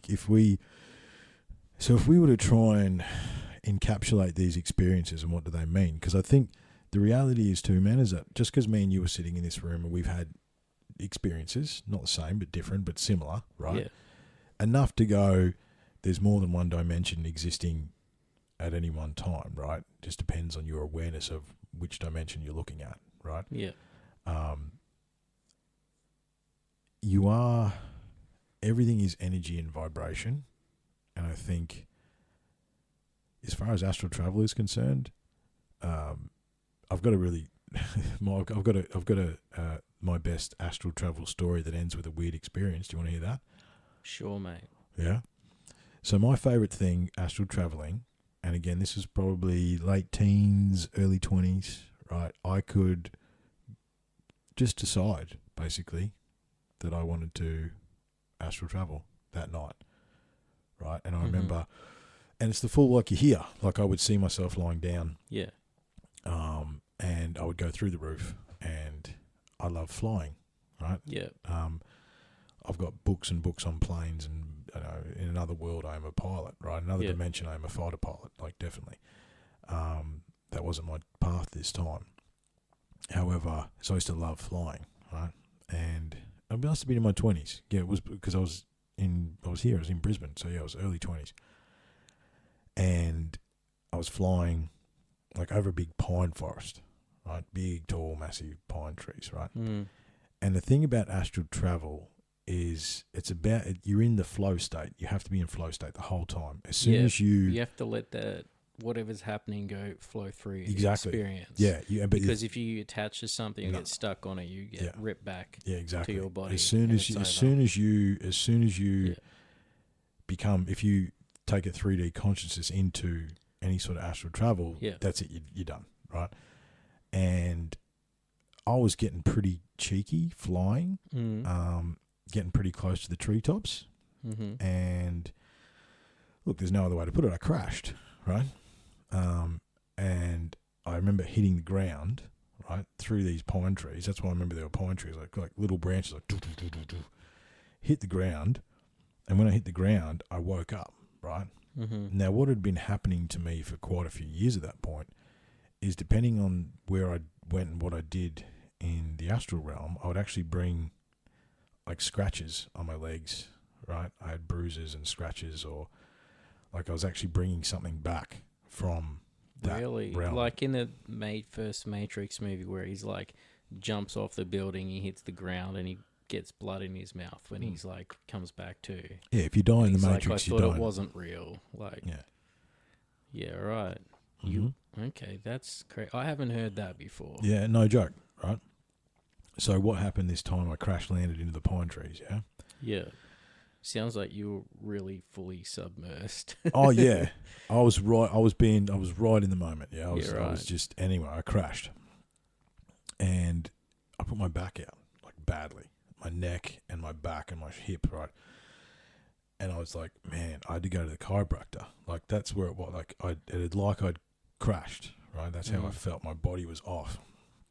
Now I've been going to this chiropractor. It was in Mount Gravatt, where Fitness First is, on the corner there, where Garden City is. Okay. There used to be a chiropractor in there, right? And I used to go to the Fitness First gym as well. So that's how I went to I used to go to the gym and go to the chiropractor, blah, blah, blah. And go to the chiropractor. Again, been going to this chiropractor 12, 18 months, I think, at the time, right? This little, and I'm going to say fairy or pixie, little blonde lady in her 40s, right? She's about 5 foot tall, and just pixie is all I can. Is the only description. I can give, it's right? Like an energy she was projecting, right? And then I said to her, like, I'm hobbling, right? I hobble in to the chiropractor, and I say to her, I'm here to see, Rob or Roy, I can't remember his name, but I'm here to see the doctor. And she goes, oh, looks like you've hurt yourself. And I said, yeah. I said, yeah, it's not good. she looks me dead in the eye and she goes, got to be a bit more careful next time, stick those landings. Holy crikey. No joke. That's crazy. No joke. That is exactly what happened. But I love it. Yeah, right. I sit down. She goes, right? It's that validation. She goes, right? Never see her again. Ever. Really? Now, that is no joke. What happened? No, like... She definitely worked there. No, I never saw her before and I never saw her again. She was a pixie from another realm. Mate, telling me to be careful when I'm astral travelling. She was your fairy godmother, mate. I don't know. But she said, yeah, you got to watch those landings. How's that? That's would be like a scene out of The Matrix. Absolutely. Follow the white rabbit. Mm-hmm. You got to watch those landings. Yeah. That's really cool. Yeah. But no, it's not something that... I think I think that kind of wigged me out a little bit when that happened. I don't think I astral traveled too much after that. Like, I think that really... Right. You know, because it's like there's it's almost like a dichotomy, Daniel. It's like there's a side of me that fully understands what happened. Yeah. But at every time in my life that this has happened, you got to remember I'm 13, I'm 15, I'm 17, I'm 20. You know what I mean? Like, I'm in that body, you know? Like... So whilst there's always a side of me that has a higher level understanding, there's also like, holy shit, like, did that really happen? Yeah. Like, what is going on here? Like, but she didn't have like a white rabbit on her shoulder. No, I don't know, man. Again, my memory is blonde, about 5 foot tall, pixie. That's cool, crazy cool. Yeah, right. Pixie-ish, and then took my appointment and said, stick those landings next time. And I sat down and went, what? Yeah, like follow your dreams, man. Yeah. But, So, wow. Yeah. Hey, I had this, that reminded me of a crazy experience. Like I had gone through my awakening and I was like, you know, looking up stuff, like starting to think maybe aliens could be real and, you know, visiting the planet and stuff. And I was in Coles one day and I looked over at this lady and she just did not look human. She was really tall, taller than I.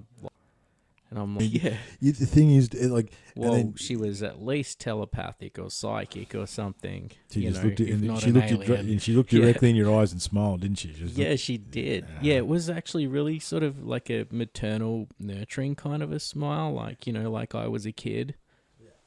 Well, you probably are to her, mate. She could be 1,000 years old. Yeah. She's going to get some lettuce, man. She walk up. Can you just take me home? Yeah, Like real home? Exactly. Where's real home? I don't Can feel we go home there? here. Yeah. Can we go, man? What are you doing? Let's go. Yeah. This place sucks.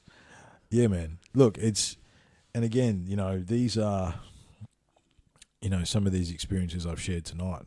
Not only have I never said them on the mic, like I haven't really said them to many people. I told that astral travel story, I think, on an Encounters Down Under show because somebody asked about it. But a lot of that stuff, man, that the term that comes to mind is that it came natural to me. Yeah. You know, and you know, my 3-dimensional life. You know, you talk about negative, positive. If I reflect upon it, it really affected my 3-dimensional life in a negative way at times. Because it's a very ungrounding thing that happened, like. Well, but weird stuff continued to happen that was unexplainable. That if I told, you know, I could tell you now, and you would go, oh yeah, and you'd accept it. You know, I'm not lying, man. I've got no reason to. Why would I? You know, I'm not making these stories up. This is stuff that used to happen. You know, has happened, did happen, right? Yeah, you would have done it in episode 1 to 10. You would have said it already if you know, wanted. Yeah, if I wanted the clicks out of it, I would have said it a lot earlier before 7. Yeah, exactly. Yeah, we're 215 episodes in, and I haven't shared a lot of this stuff, so it's like you know, it's coming out. But there's a cost to it, right? And I definitely think, you know. One of the things I've had to learn to temper, and I think this is a gift that a lot of people have that they don't understand they have, right? Especially when we're looking in a romantic sense or even in friendships and stuff like that, is that I think I've seen the higher self in people. Mm-hmm. I've seen what they could be, Yeah. not what they like are. the potential. Yeah, like, I've seen their potential, not what they are. Look, there's a whole different side to me, like, because of my name and because I'm a bit weirdo, it's not easy to make friends. And a lot of people have, because I'm the odd one out, Yeah. it's always easy to blame the odd one out. You know what I mean? Like a witch hunt. Yeah, exactly. Yeah, Yeah, right. yeah. If something's going to go down, blame the weirdo in the corner. You Yeah. know what I mean? Like, and that has happened to me a lot when I've actually really gone out of my way to help people. And, Yeah.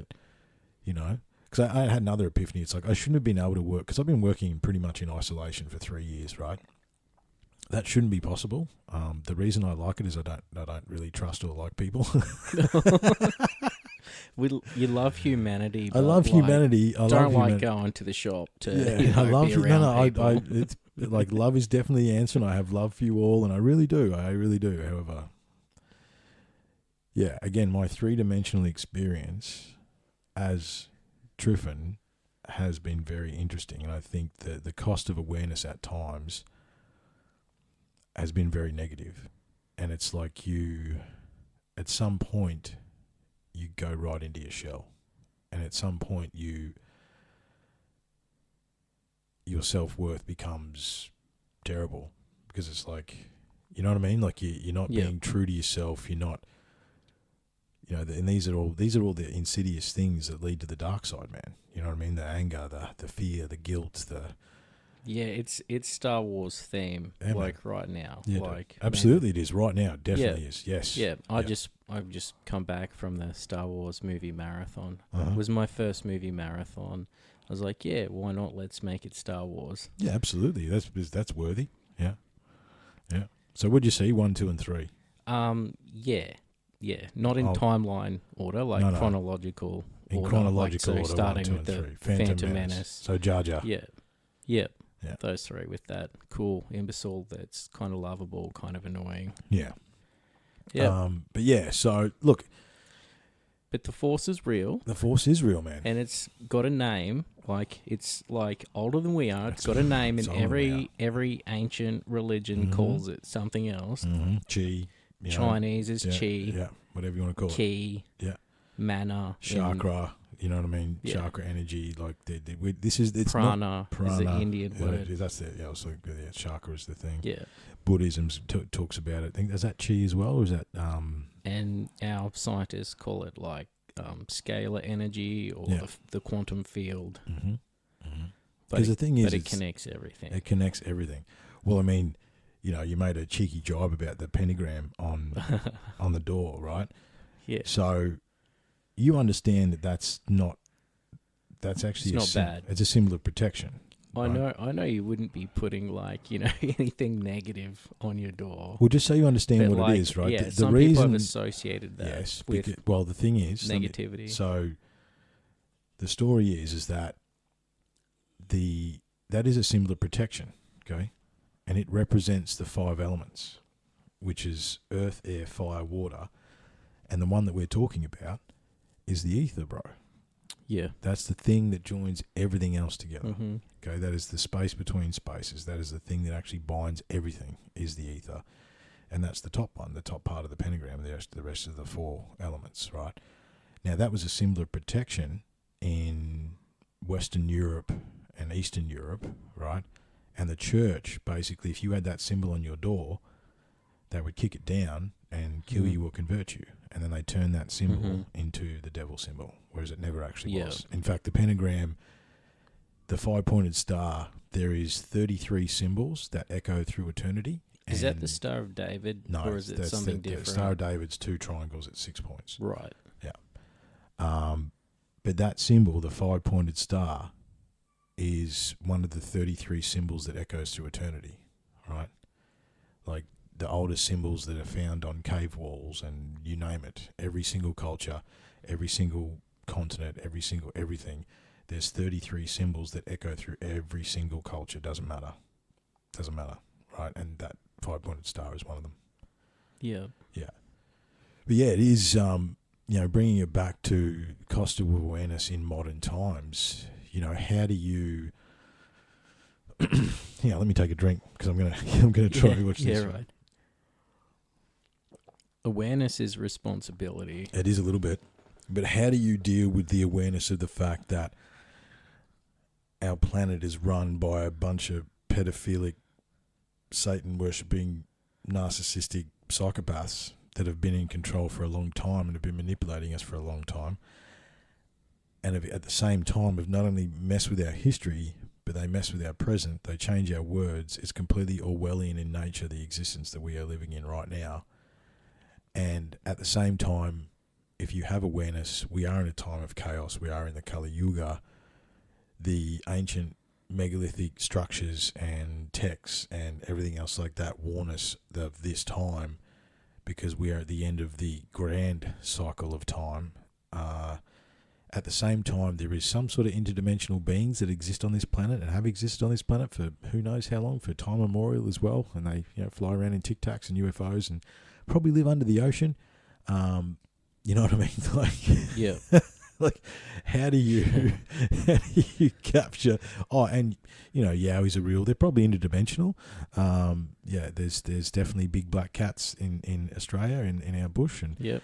you know what I mean? Like, how do you awareness? You know what I mean? Like, that's a lot. Well, right? Okay, so I went through conspiracies, like when I was like waking up to the real reality That's of part the of that. world Yeah, and exactly. who runs it. Yeah. Getting into conspiracies is cool for awareness, but it has its toll. It wears you down. Absolutely. It robs your energy. Absolutely, it does. It's because not invested. Because energy flows where focus goes, and that's good. so Energy if you put flows where focus goes. Yeah. Hang so on, one more time. Energy flows where focus goes. Everyone write that down. Yes. Yeah. Class dismissed. Yeah, class That's dismissed. it for That's today. it, that's One it. thing. One thing. Yeah. Energy flows where focus goes. That dude. Write that down. Where's my pen? Keep going. It's written on the back of my skull.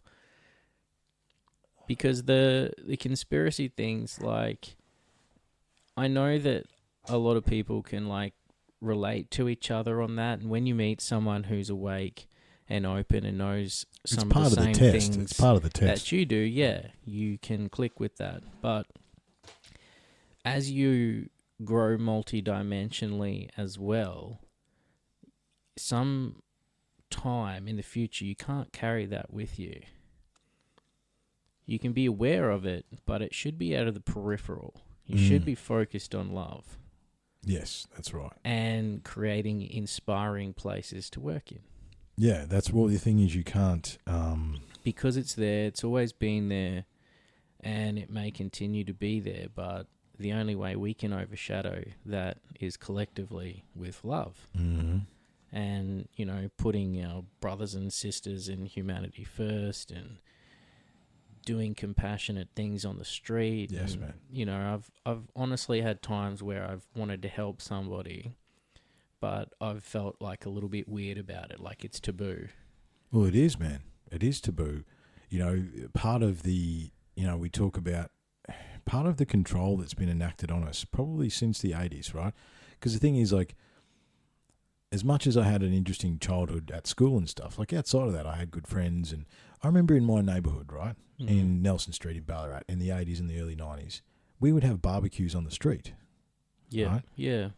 We knew the neighbours. Yeah. We didn't have to lock our doors. Mm-hmm. When we went away on holidays, people would feed the cat and feed the dog, and we'd do the same for the other neighbours. Yeah. We knew the old couple next door, and Dad would give them a hand. Had a grumpy old dude that had a steam engine, right? And he used to fire up his steam tractor. Said he hated kids, but we hung off that steam tractor, right? Actually, he was probably a conspiracy theorist. I think about it now. He had a big ham radio tower, dude. Like, he had, like a big, massive radio tower. But I think there was a community spirit that was still existing back then. Yeah. That doesn't exist now, right? Yeah, I mean, I know Angus. I don't remember the dude's name here. Yeah. I've never spoken to the dude behind me. Yeah. You know what I mean? Like, I don't know the guy across the road. I know him to wave at him. I've lived here for nearly 10 years. However, do I know his name? Have we had a beer together? You know what I mean? No. Yeah. Part of the, as I said during the chaos, and we did many shows, and you were on a couple of those as well, if there was a book written on how to control humans. Step 1 is fear, control, divide, and conquer. Yep, exactly. That's basically it. It's only one page. You know what I Yeah. mean? If you can achieve those two things, and if you think about, if you go back to 9/11, right? I remember I was staying at my parents' house when 9/11 happened, and my brother woke me up, and apparently he wakes me up, and he goes, planes have just flown into the Twin Towers in New York, right? And apparently I rolled over and went, oh, well, we're all fucked now. And then I just rolled back over and went back to sleep, right? Yep. Yeah, right. Okay. Right? That's it then. Because that is if you think about, that's a marker point of a fear-generated society, Yeah. right? That was used as a tool by the puppeteers to insert fear into Western society, right? Everyone carrying a backpack could be a terrorist. Do you remember that sort of stuff, man? You know what I mean? Like, Yeah, but it can also bring a lot of people together. Yes, absolutely. How many this times, is adversity like, and chaos, dude. you know the areas that we live in and it floods and right, how is it that all of a sudden everyone is like offering each other help in like situations like that, disasters? I just went and volunteered. There was a tornado at Tambourine. And as soon as I saw that, like, my compassionate side just like, takes over and I'm like, I've got to help. Yeah. That's local to me. Yeah. And I did. I went and volunteered some of my time. Just to clearing stuff up. Yeah, just take a chainsaw, my ute, and clear some stuff up. But I see so much of that, like, people pull a tractor out and help someone across a bit of flood water or something, or clear a bridge, Dude, let me. I want to share a story with you. Again, not one thing I've shared on the show before. It's one that I've been sharing during my classes because, when it comes to, love is the answer, fear and control, divide and conquer, right? So when first time I went to Papua New Guinea, I was 24, something like that anyway. Took over a logistical operation for an oil rig, right? Now, who said that 24-year-old me could do that? Like, if I think about that now, like, whose idea was that? I'd never been overseas before. First time I landed in PNG, dude, right? Yeah. So, which was a bit of an eye-opener. Anyway, long story short, on the laydown yard, so I had like 300, 400 containers on this laydown yard. I had a workshop, I had warehouses, I had all the drill rods and backup generators, the whole 9 yards, right? We're in the middle of the ocean on a little island called Lihia. And you need everything, right? You can't just grab a ute and, go down the road. Like, there was limited stuff on the island. Anyway, because of the rig and because of the size of the rig and the type of rig that it was, we had to bring in expertise from across the world. Yeah. Okay. Because of the type of rig that it was, there wasn't many of them left. There's only a certain amount of people that have ever worked on them, sort of thing. And at the end of it, right, on this laydown yard, I had roughly, I think, at top count, I had 18 different cultures on this one fucking bit of dirt, right? Wow. No joke. And most of them didn't speak English, man. Right? Oh, really? Right? Right. Because we had 70% Papua New Guinean national workforce, which is cool, right? Give the locals some work. What percentage of the world speaks English? Like either as a first or second language? No, you just found all the other ones. I just found all the other ones, right? Okay. Well, Pidgin is the national language of PNG, which is like a broken English, right? Yeah. But within Papua New Guinea, because of the place that it is, it's like the indigenous down here. One tribe speaks one dialect, and 10 minutes down the road, they speak another one. And that was the same as I was in PNG. Yes, they were all Papua New Guinean, but they come from different places. Yeah. Right? Okay. From the coast, from the highlands, you know what I mean? And again, because of their experience. Then I had dudes from Asia, right? I had a guy. We had guys from. Was it North Korea? No, it was one of the South or North Korea that had never seen the jungle before, right? And then they sent them to Papua New Guinea, right? These poor dudes, these Asian dudes landing in PNG. I had dudes from the Baltic. I had guys from the Philippines, from Malaysia, from China, from, and then I had Kiwis, I had Canadians, I had South Africans, right? It was the goddamn United Nations, right? Righto. And I remember, and I'm in charge of all of this. Yeah. And coupled with that, I'm pretty young. Like a lot of the guys that I'm in charge of are older than me as Yeah. well, right? I'm like, what do I do? How do I solve this issue? How do we actually get the job done, right? Now, there was two things that happened. Well, the first thing that happened, right, is Jeff, the Canadian dude that picked me up, was the rig manager. You know, he was a good leader, right? To the point where, honestly, if Jeff rang me today and said, Triff, I need you, I'd seriously consider it. You know, that's the kind of dude. He had a profound effect on me. He was very helpful. Yep, he was a mentor as Yeah, well. absolutely. Yeah. He was very. He took time with me. Yeah, you carry a lot from your mentors Yeah, with you. he took time for me that he didn't have to take. Yeah. And I'll always be grateful for that. But he was a bit of a bastard. He set me up, right? Because the rigs. Just threw that in there. Yeah. No, but he knows. He did it on purpose, right? Yeah. He was putting me in the frying pan. Yeah. Right, I was a green hen to him. I was a rookie to him. I was given a pretty important position, and I don't think he thought I could do it. So he just threw me into the fire and figure it out, mate, sort of thing. So the first job we had to do was, well, we had to dig a trench, right? So we had the backup generators. The rig's probably, I don't know, 200 meters in that direction, sort of thing. And we had to dig emergency lines like power and stuff like that from the rig to the laydown yard in case that lost power. We could hit the backup generator, and you got to keep them separate. You know what I mean? So long story short, we had to. They dug half of it, nearly with the excavator, and we had to dig the other half. And I'm like, oh yeah, cool. He goes, oh, you just got to dig a trench, 150 meters. The rest of the way to the rig, that'd be great. I'm like, yeah, cool. Where's the backhoe? Where's the backhoe? He goes, no. Yeah, get the backhoe. I'm like, what do you mean? He goes, pile of picks and shovels. What? Right? No joke. And this is oil and gas, man. This is not hand digging trenches. It's like part of initiation, right? But this is a hand dug trench. This is what the expertise was called in for. Well, Here's a pick and a shovel. no. This is a lot of. This wasn't a lot. This was more the P&G boys at this stage, right? And I'm like, okay. So what do I do? I don't know how. I knew where it was. I marked it out, and I just started working. I didn't ask anyone for help, because I couldn't speak pidgin. Yeah. These boys said they couldn't speak English. That wasn't entirely true. We found that out later. Right. But and they didn't know. Like later on, they're saying we didn't think you would just start, because I started digging, and they're like, what? That sort of freaked them out, because most of the white men, they're bosses that they've run into, are assholes, right? And so anyway, we started digging, and when I started digging, they started digging, and then I started to learn pidgin, right? And then outside of that, like every morning I would do the digging, right? It took us 2 weeks to do 100 meters, and then we got the excavator, and we did the last 50 in 3 hours, but that's another fucking story. What? Yeah. Okay. Don't even. All right. But through that trial, not only with Jeff, because I didn't stop and I didn't give up and I just kept going, I earned his respect.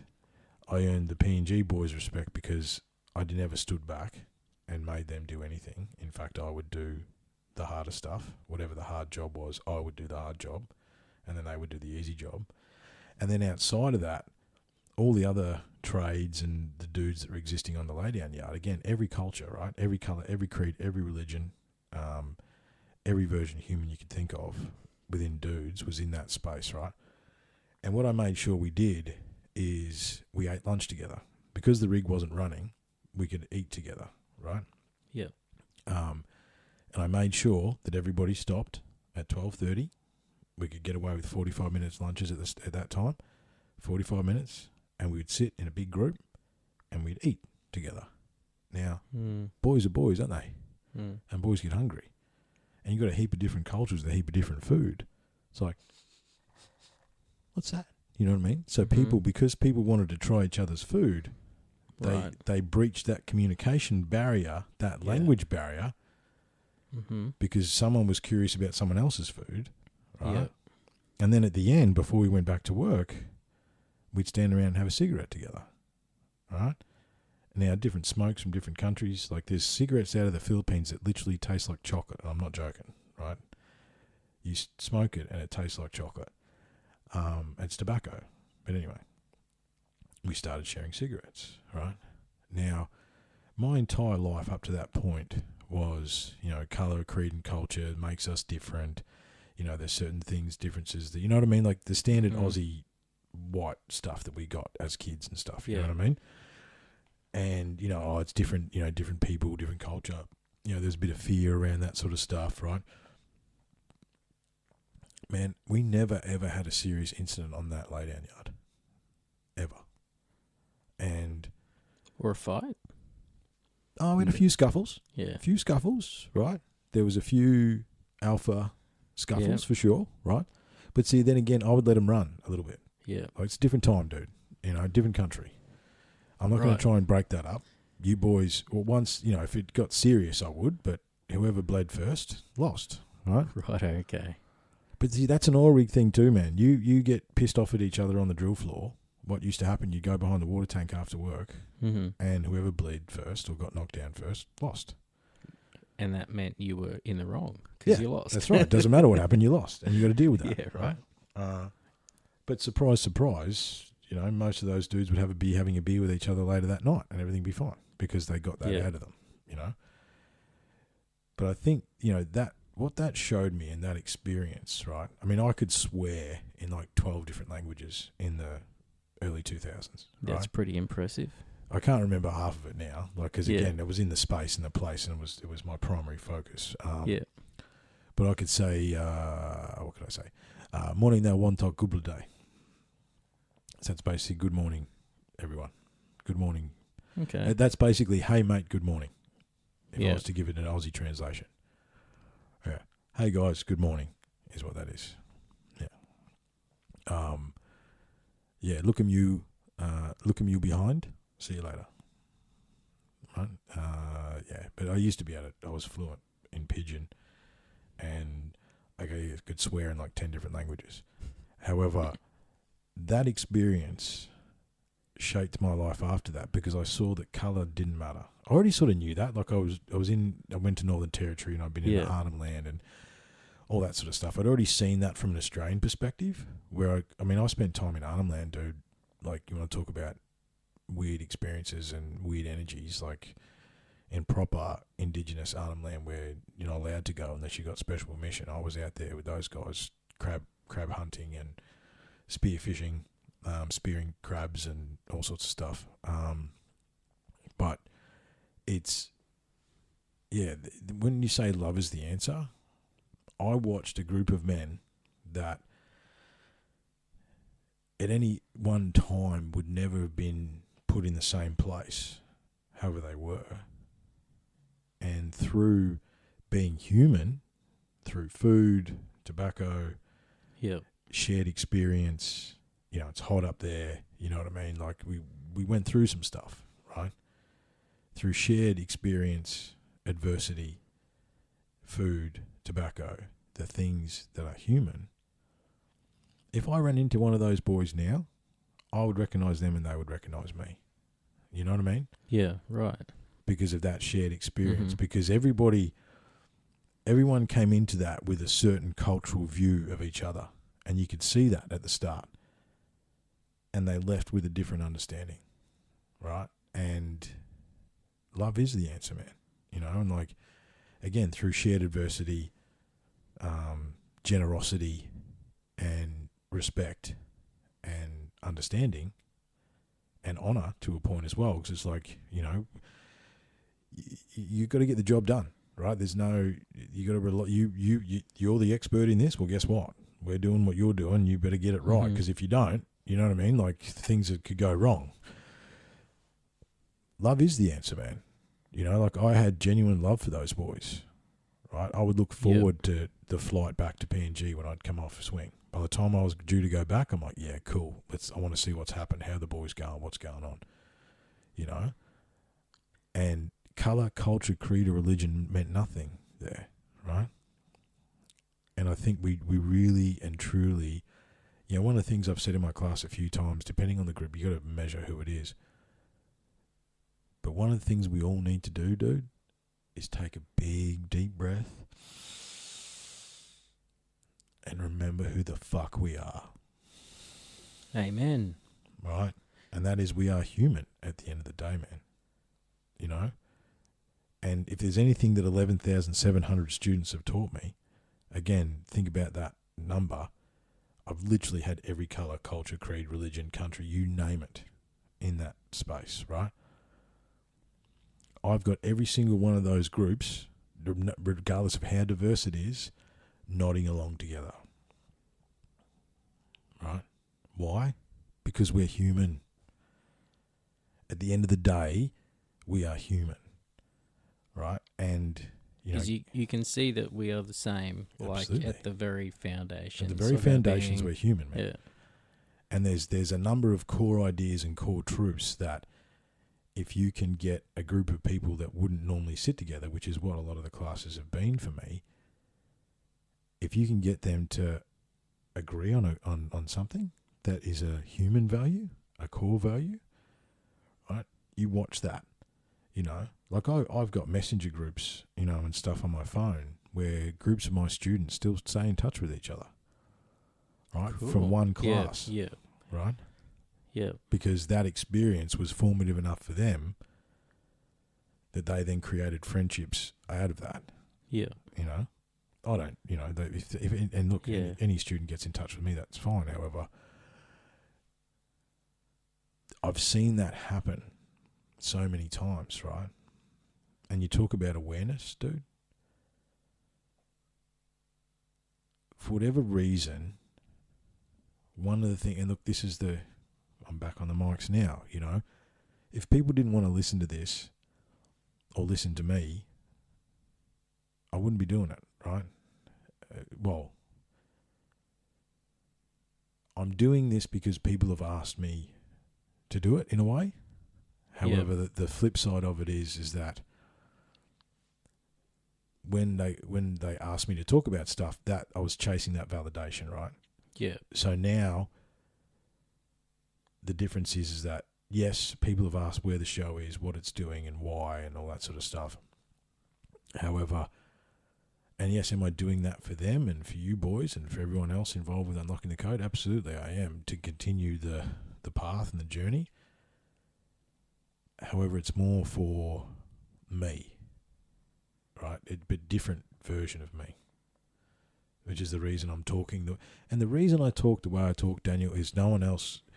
I listen to podcasts all the time, man. No one else... You hear other people talk like this. However, you can see you're looking at me. I'm not... There's no bullshit. Listening intently, yeah. Right? There's no bullshit. There's no... This is who I am. It's not like if I turn the mic off, I turn into a different person, right? I am looking at you with your most authentic expression right now. You know, and this is the thing, man.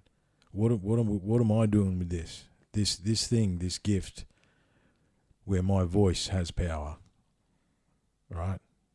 I understand that. So it's like, with, you know, what responsibility do I have with that? Yeah. And I think the awareness of that, right, is... There's a bit of responsibility there. There's an awareness there that has weighed on me a little bit. And I think a part of it, again, coming back to where we started, this room doesn't reflect whoever that person is. Yeah. Okay. You know what I mean? Yeah, absolutely. And there's so many podcasts that you've done. It's like you've created a familiarity as well. Like it's a part of some people's life. Like you hit the road, you go for a drive, and you listen to Unlocking the Code. Yeah. Right? And sometimes it might be relatable, or sometimes you're going to learn something new. Exactly. But it's still familiarity. And if you disappear, it's like, you will miss that from your life. Absolutely. And some people have. They've been asking, like, you know, and, you know, like, as you know, man, we as I say, we talk off the mic, you know, pretty regularly. I haven't been wallowing in depression or self-flagellation, you know what I mean? I've been trying to figure it out. And, you know, one of the reasons I haven't been on the mic is the cost of awareness. And it's like, because the other side is it too as well, Daniel. It's like I don't know where I sit with social media and the reels and all the how it's actually evolved. Yeah. I can't. Do you see me doing a reels, man? That's not who I am, and I'm not gonna. I don't need that kind of validation or. It's genuine. I've taken a huge step back from social media myself. Mm-hmm. Would look like I have disappeared, but yeah, I don't see you on socials at all anymore. No, but I've been doing heaps of work with Woody in a men's group. Mm-hmm. Heaps of work with NDIS clients. Yeah, starting up support business. but see, you're getting involved with Leadership Under the Stars, not for profit. Mm-hmm. See, again, what are you doing? You're going back to human experiences, yeah? That's right. I'm living life. Living life. Yeah. Right? But what's your passion project? It is the men's group. Okay. Which that does happen. That is happening across Brisbane. It's in its developmental stages. And I will be, I don't know when I'm speaking it there. Is it June or July? I can't remember. You're at the end of this month. No, because Kath's away at the end of this month. It'll have to be next. No, I changed it to next month. Right. Well, Woody's going to be here on Friday. We better figure that out. We better figure that out because we just had Brian, forensic scientist, with his police history, his service in the police, and because on the 20, pretty sure you were after him. Yeah. No, hang on. It's all right. We'll figure that. Let's take this conversation off the mic. But yeah, I will be speaking at that men's group at some point in the future. Yeah, it's next month. I can't be this month because I'm fairy minding. Anyway, we'll talk about it later. Well, that's awesome, dude. That's awesome. I'd really like to, and again, we talk about unlocking the code being an umbrella, right? The next version, UTC version 3 is what it is, right? Like 3.0, you know what I mean? Yeah. It is an umbrella. And I would like the men's group of Ipswich or whatever, the region that you're taking care of, we make unlocking the code a part of that, right? I help promote that. You know what I mean? There's so many things that we're talking about. Like we've started in Beaudesert, yeah. But we're talking about next doing Ipswich as well as Beaudesert. Yeah, Ipswich and surrounds. Yeah. Yep. So, that's next. Ipswich. Yeah, well, dude, like I could, at a pinch, I can clean the shed out, and I've got all chairs and stuff. I could turn this place into a pretty cool little men's group night if we wanted to. Well, we do that anyway with poker nights and everything else. It's not that we just got to add a few more blokes, Maybe some of them will be there. Yeah, that's right. Yeah, Familiar faces. Familiar faces. Yeah, that's awesome, man. I think it's. Yeah, conspiracy theories are fun, and yeah, everything that I just said was true, which is hard to sort of understand. And I think, do you know what? One thing I wanted to talk to you about, because I wanted to know how you deal with it. Because obviously your awareness is, you've got your awareness, and then there's the last 4 years, which tripled the awareness level for a lot of us that are already aware, right? Yeah. How deep the actual rabbit hole is, and how dark and disturbing it is. How do you deal with the fact, because one of the things, as much as I knew it, knowing and understanding something is two different things, right? I knew before that everything was bullshit, but I understand now that, literally, society at large, right? Name me something that's not bullshit. Everything is bullshit, right? And it's been created to make money and greed and power and, church, sport, work, government, banks, but you know what I mean? Like, just choose something. It's all bullshit, right? And one of the things I've been struggling with is the awareness of that. And because it brings again, we're Piscean men, so we do have a tendency to wallow and inflect a little bit. Don't look at me like that. You know you do. No, mate, I'm fluid. Yeah, I'm fluid. Life just flows through me like a waterfall. Yeah, sure. Sorry, guys. When you became the guy who clears the houses, right, and you got random phone calls. Yeah. I went through conspiracies. but it was a phase for me. And I quickly realized, that wasn't bringing the energy where I wanted to be in my life. Yeah. Same reason why you want to redo the room, right? It wasn't representing true alignment for me, right? And I was always aware that it's there, but it didn't take me to the next level of the core of my being. The core of my being was asking for a higher vibration, and that's tuning into low vibrations. Yeah. So it becomes a peripheral thing. It's a great awakening point, but the next step is to raise the vibration of the earth, right? Of consciousness. And that's the path that I went on. So you became the container when you become the professional, the expert in that field, as people deemed you. I started meeting people on the same path, but got stuck on conspiracies, and I just ask, how does that help you raise your vibration? You're talking about making the world a better place. Yeah. You want to, you're passionate, you want the world to be a better place, but it's consuming your energy, and you can see that, like, that person just holding on to this ball so tightly, unwilling to let go. It's like, no, you become aware of it, and then you go out into the world and you do something positive. Yeah. And it's peripheral. You don't focus on that. Because at the end of the day, there's nothing much you can do about it. Really. Yeah. And you are right. I think it just robs your energy to focus on it. To wake up, if you're lying in bed, you're on your phone, some people on social media, but some people are looking up the latest conspiracy and then asking their friends, have you heard this? And it becomes a click group. But I found the last thing that you do at night is what you wake up with your brain in the morning. Yeah. That's your reset to your day, is the night before. So I wasn't watching TV at that time. I was listening to music that made me feel good, binaural beats, meditation, frequency stuff, Yeah, clearing my mind, not filling it with dark shit. Because that's the last thing you think of, Yeah. So I just focused and went the other way. So Keep then, it okay, peripheral. I'm okay, and I'm with you, right?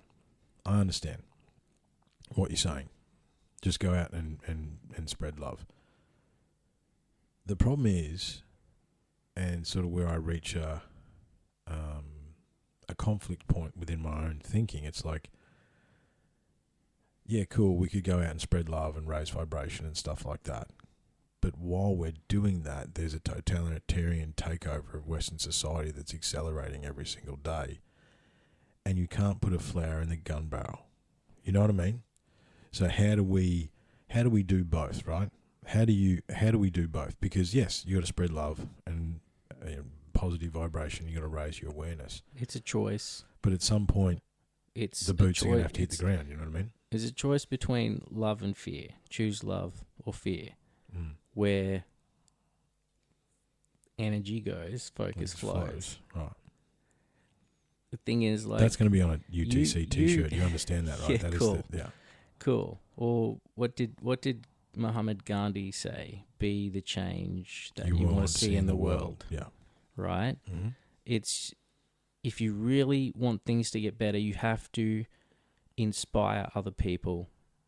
You can't teach them about all the darkness. No. Right? And lead them down the rabbit hole into this is how the world is, all doom and gloom.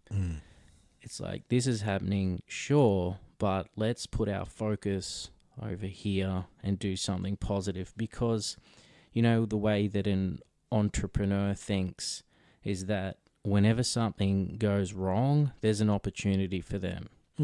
And you have to be a spiritual entrepreneur. In a way. You have to look for the opportunities, right? So one guy had to close his gym during lockdown, but he ended up making a lot more money out of it because he went online and did that. Like, it might have meant someone closing down their business but doing something that they felt more inspired to do. Yeah, that forced them to focus on something else. Because my experience with negativity is that it's a catalyst to choose something positive. Mm-hmm. Mm-hmm. And yeah, so there's a wallowing factor, right? There's like shame and stuff that can get in the way, but you have to choose love. You have to come out of that. You have to find the tools. You have to always be a seeker. Mm. Seeker of the love the higher vibration. Yeah. Yeah, I think... hang on, let me ask you a question in a different way. How are we, as a love collective, right? Yeah. Going to combat the darkness that seems to be overshadowing all the love and the good work that we do? Even though, look, you can not be aware of it, and you say it can be in your peripheral, but it's still there. There was a university experiment done where these bunch of students had this like crime-filled area. I don't know exactly where it is. I don't remember. It's in America. It's all right. It's in America. No mistakes, mate. I believe everything you say. Right. And we've had a crazy night. I believe everything you say. Yeah, that's right, yeah. But no, they do this experiment where they just meditated and sent everyone love, and they proved statistically that crime went down for a certain period of time. Like, you are affecting other people. Your field of energy can affect other people. Other people can attrain to you. So you're worrying about a huge collective, but you're one person and you're not a martyr. Well, that's martyrdom codes, thinking you're the savior of all that darkness, right? And that's going to be a collective thing, but we all need energy to do that. We need our own energy. You can't help anyone if you're not connected to your own personal passion. You still have to live in alignment. You have to put that alignment first, and you're better off helping the old lady change a tire on the side of the road. Absolutely, yeah. I did that not long ago, actually. Yeah. I helped a guy who was having a stroke, and his wife, they were very old people, and she had no idea what to do. And I pulled over. It still haunts me, actually, because in the end, he didn't actually make it. Yeah, right. Like, he actually died, but I gave her a job to do. She looked after my child. I looked after her husband. And got someone else who came along later to call the ambulance, and I looked after him, and he went away in the ambulance, but he died. But I actually got a letter from her later. Yeah, wow. And she said, I know what you're doing. You're giving me a job to do, and that's what got me through in the moment. And it's like, well, I don't know. What is your job? What is your doing? Like, you're passionate, your passion project. Do that. Focus on that. Yeah. Focus on that. But I think the thing is some people probably really came here. They're like this specific energy to do a specific job, right? And they will handle that darkness. But they need your light, and you send them your love, and you send them your light, and you send them positive things. You might clear the way for them through the quantum field. Maybe.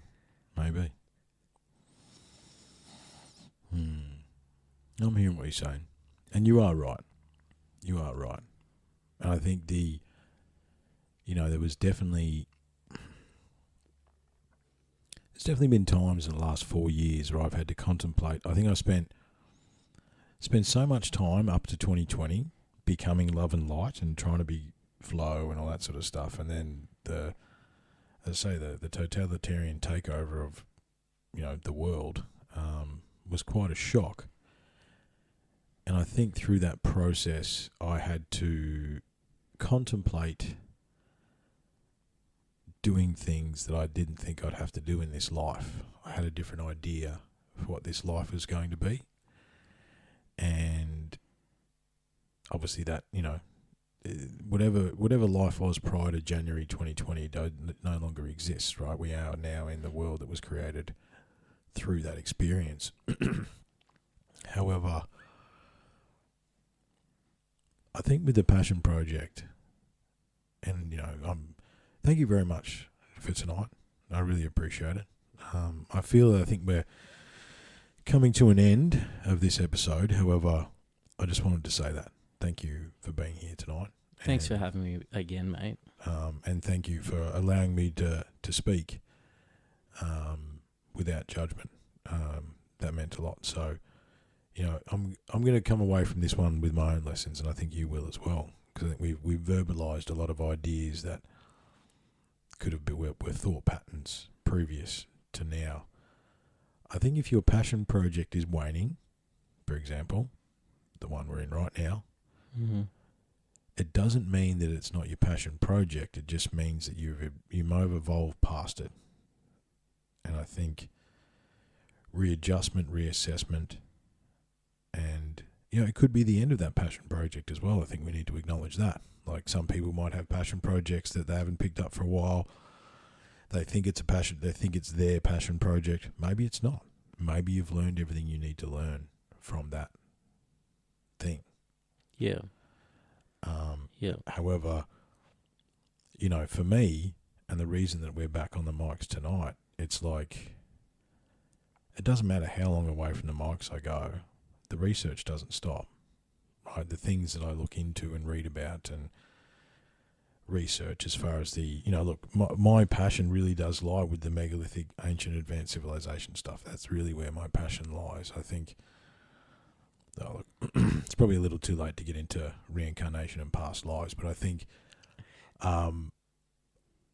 one of the things I did learn about myself, it's like, why am I so obsessed? Why is there obelisks and crystals and stuff surrounding us, right? Look, I've got my own experiences with like weird time anomalies in that. I know you do too. And probably another time. Another time for that sort of stuff, right? But again, in the future of UTC, let's make some time for that. Yeah. Right? Give me a call, come round, and let's talk about reincarnation and past lives and what our experience and understandings are of them. Because I think we're not alone, right? And there is part of me that believes that we've all reincarnated here in this time to either, bear witness and be part of the love collective. Because, look, I know we've known each other before, right? I've got no hesitation saying that, right? No, Woody, same with Woody, right? Even if it is we all just served in the same army, 2,000 years ago, you know what I mean? Yeah, absolutely. Right? We've all reincarnated here with our collective gifts to, bear witness and assist. But I feel positive about tonight. I feel positive about the things that I'm doing and moving forward.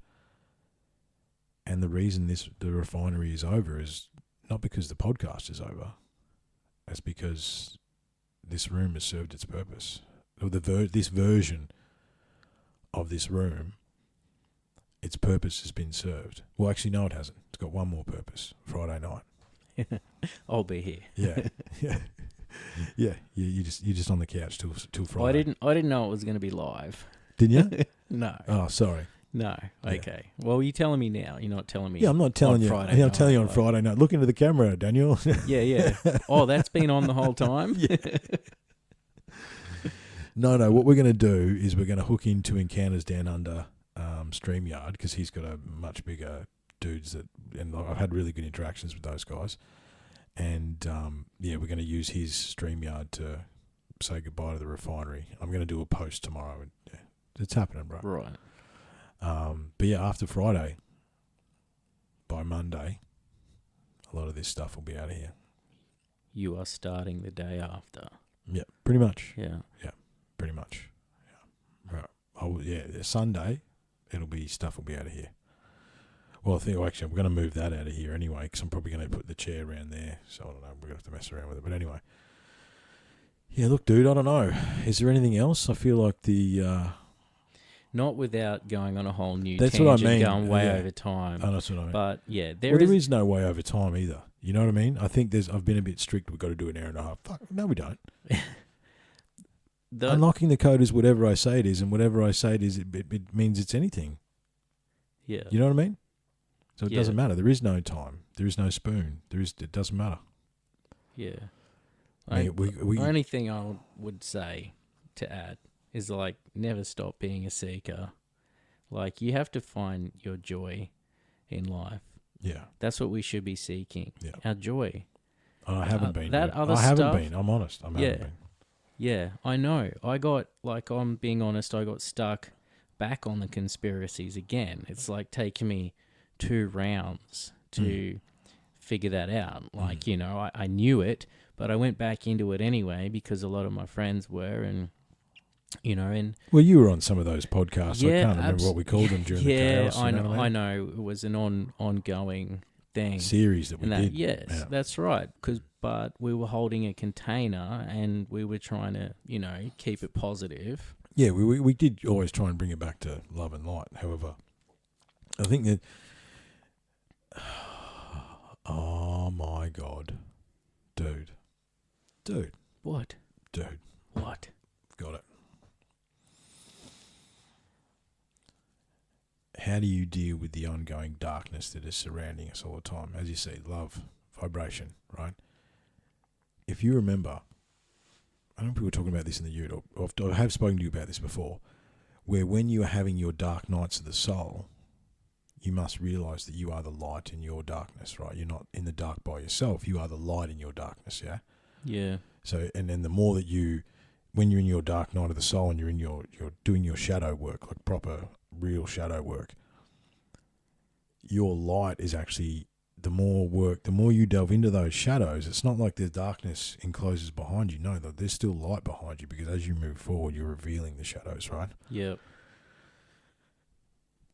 It's all the same, man.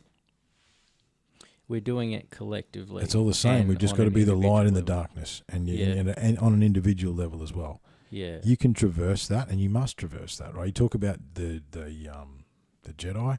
Yeah. It's the grey Jedi, right? If we want to take our power back collectively, we have to take ownership of our individual darkness, yeah. power too. Yeah, absolutely. And I'm pretty sure that's what a lot of us are doing, is like facing our own dark nights of the soul, or A lot of people are, like dealing with I some think core that's shame, yeah. some childhood Yeah, stuff. trauma, It's all like, it's all coming to the surface. Yeah. purging thing, and it can destroy us, and we can go and repeat karma in the next incarnation, or we can try and move through it. Let's try our best to move through it. Let's give. But the way that we move through it, and the way that we move through the 3-dimensional existence of darkness as well, is to remember that we are the light in the darkness, right? Because you have to experience we talked about, catastrophe and, bringing people together. There is a darkness to those things that do happen, right? And I think you've just got to continually be that light in the darkness. Yeah. And if not for you, and I think, what if we all did that, right? A burden shared is a burden lightened. So for all the people that are listening right now, let's just take a little bit of weight off each other. We have the ability and the power and the understanding to do that. So just do that subconsciously and collectively, because you can, right? And then, therefore, if you've done that for someone else, what I want everybody to feel right now is that someone else has done that for you. So you can carry a little bit less of that burden that we all share. And that's the way forward, man. That's it. You are the light in the darkness the whole time. Yeah. That's who you are. I got a really good story I got off an Indian guru that speaks to that. Tell me. Right. So there was this farmer, and he wanted to catch this eagle really badly. And he can't catch the eagle. He has so much trouble. So he gets smart one day. He climbs up the top of a mountain, goes out over a cliff, and goes to the nest. And he actually gets an egg. He brings the egg back to his farm, and he plants it amongst the chickens. So one day it hatches with all the other chicken eggs, and it grows up thinking it's a chicken, and it knows it's a little bit different. It's a little bit smarter than the rest. It's got a little bit more awareness, but it still thinks it's a chicken. And the thing is, like, if you know that you're an eagle, like, you know, who are you going to be? Are you going to be the chicken, or are you going to be the eagle? Like, you're a part of the family of God. Like, you're, you know, the most intelligent, like, species on the planet. We should do something with that. We are meant to be the eagles. We're meant to soar. We're meant to, it's our birthright to be free. Exactly. Be the eagle. Be the eagle. But if you're told your whole life that you're a chicken, you'll believe that you're a chicken. That's right. If you're told your whole life you were worthless, you will believe that. But it's not true. It's not and true. the truth will set you free. Absolutely. You have to find that truth, like that you are the light. Wow. That's awesome, dude. I've got one more thing I want to do, and we're going to sign off. Talking about ritual and intention. Yep. See what Bodie's got for us today. Dr. Bodie? Bodie Sanders. So what I'm going to do, you can see that I'm I closing know my what you're going eyes. to do, yeah. And let's see. That's it.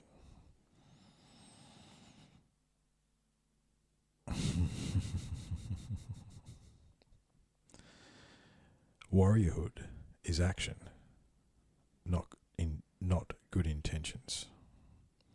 That's not right. Do you know what? I had it right the first time. We're going to go again. That's not it. It's not it.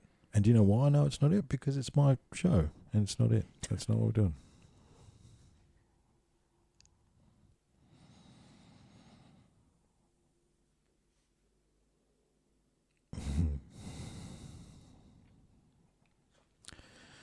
This is it. Victorious. So this is from the Warrior Lifestyle.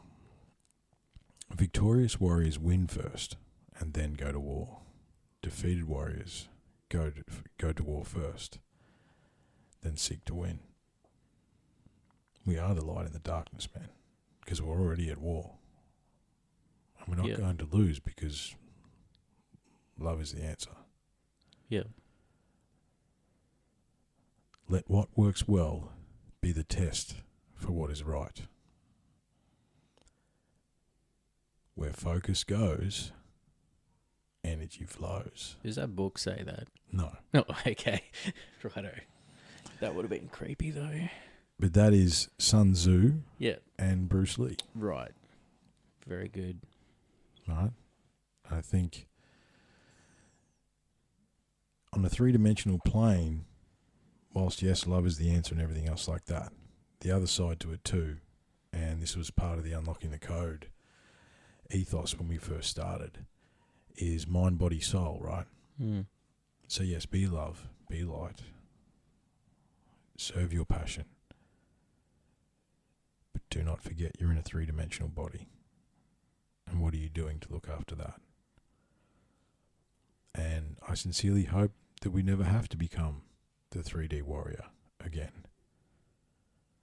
However, it is better to be a warrior in a garden than a gardener in a war.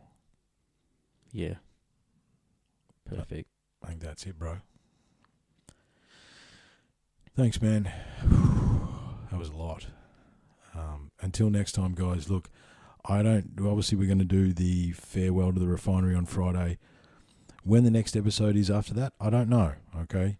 We're in transition. I will do social media posts to keep everybody up to date because I know people are interested. People are worried that I was a little bit cryptic in my post tonight, and I think people are thinking Unlocking the Code is gone. No, it's not gone, just because I've been away for a while. UTC version 3 is on its way, and I get a feeling, man, that it's going to be pretty cool, and it's going to take us some weird places. However, It's going to be fun. Thanks, Daniel. Really appreciate it, dude. Thanks for having me, mate. Until next time. Cheers, guys. Do you just want to go again? Let's do it. Yeah. Go again. All right. I know you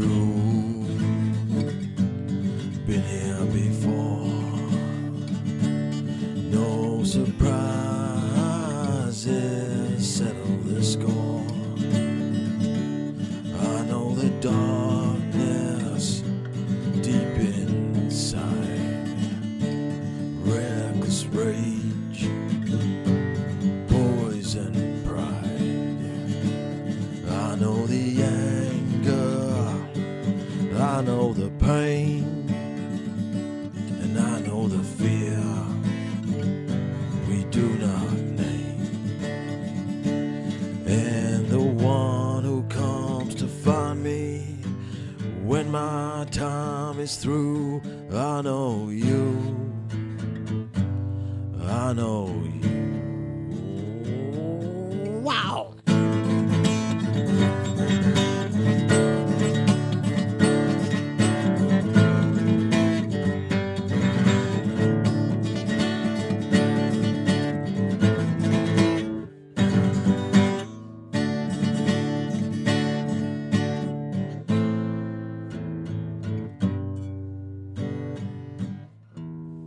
I know you.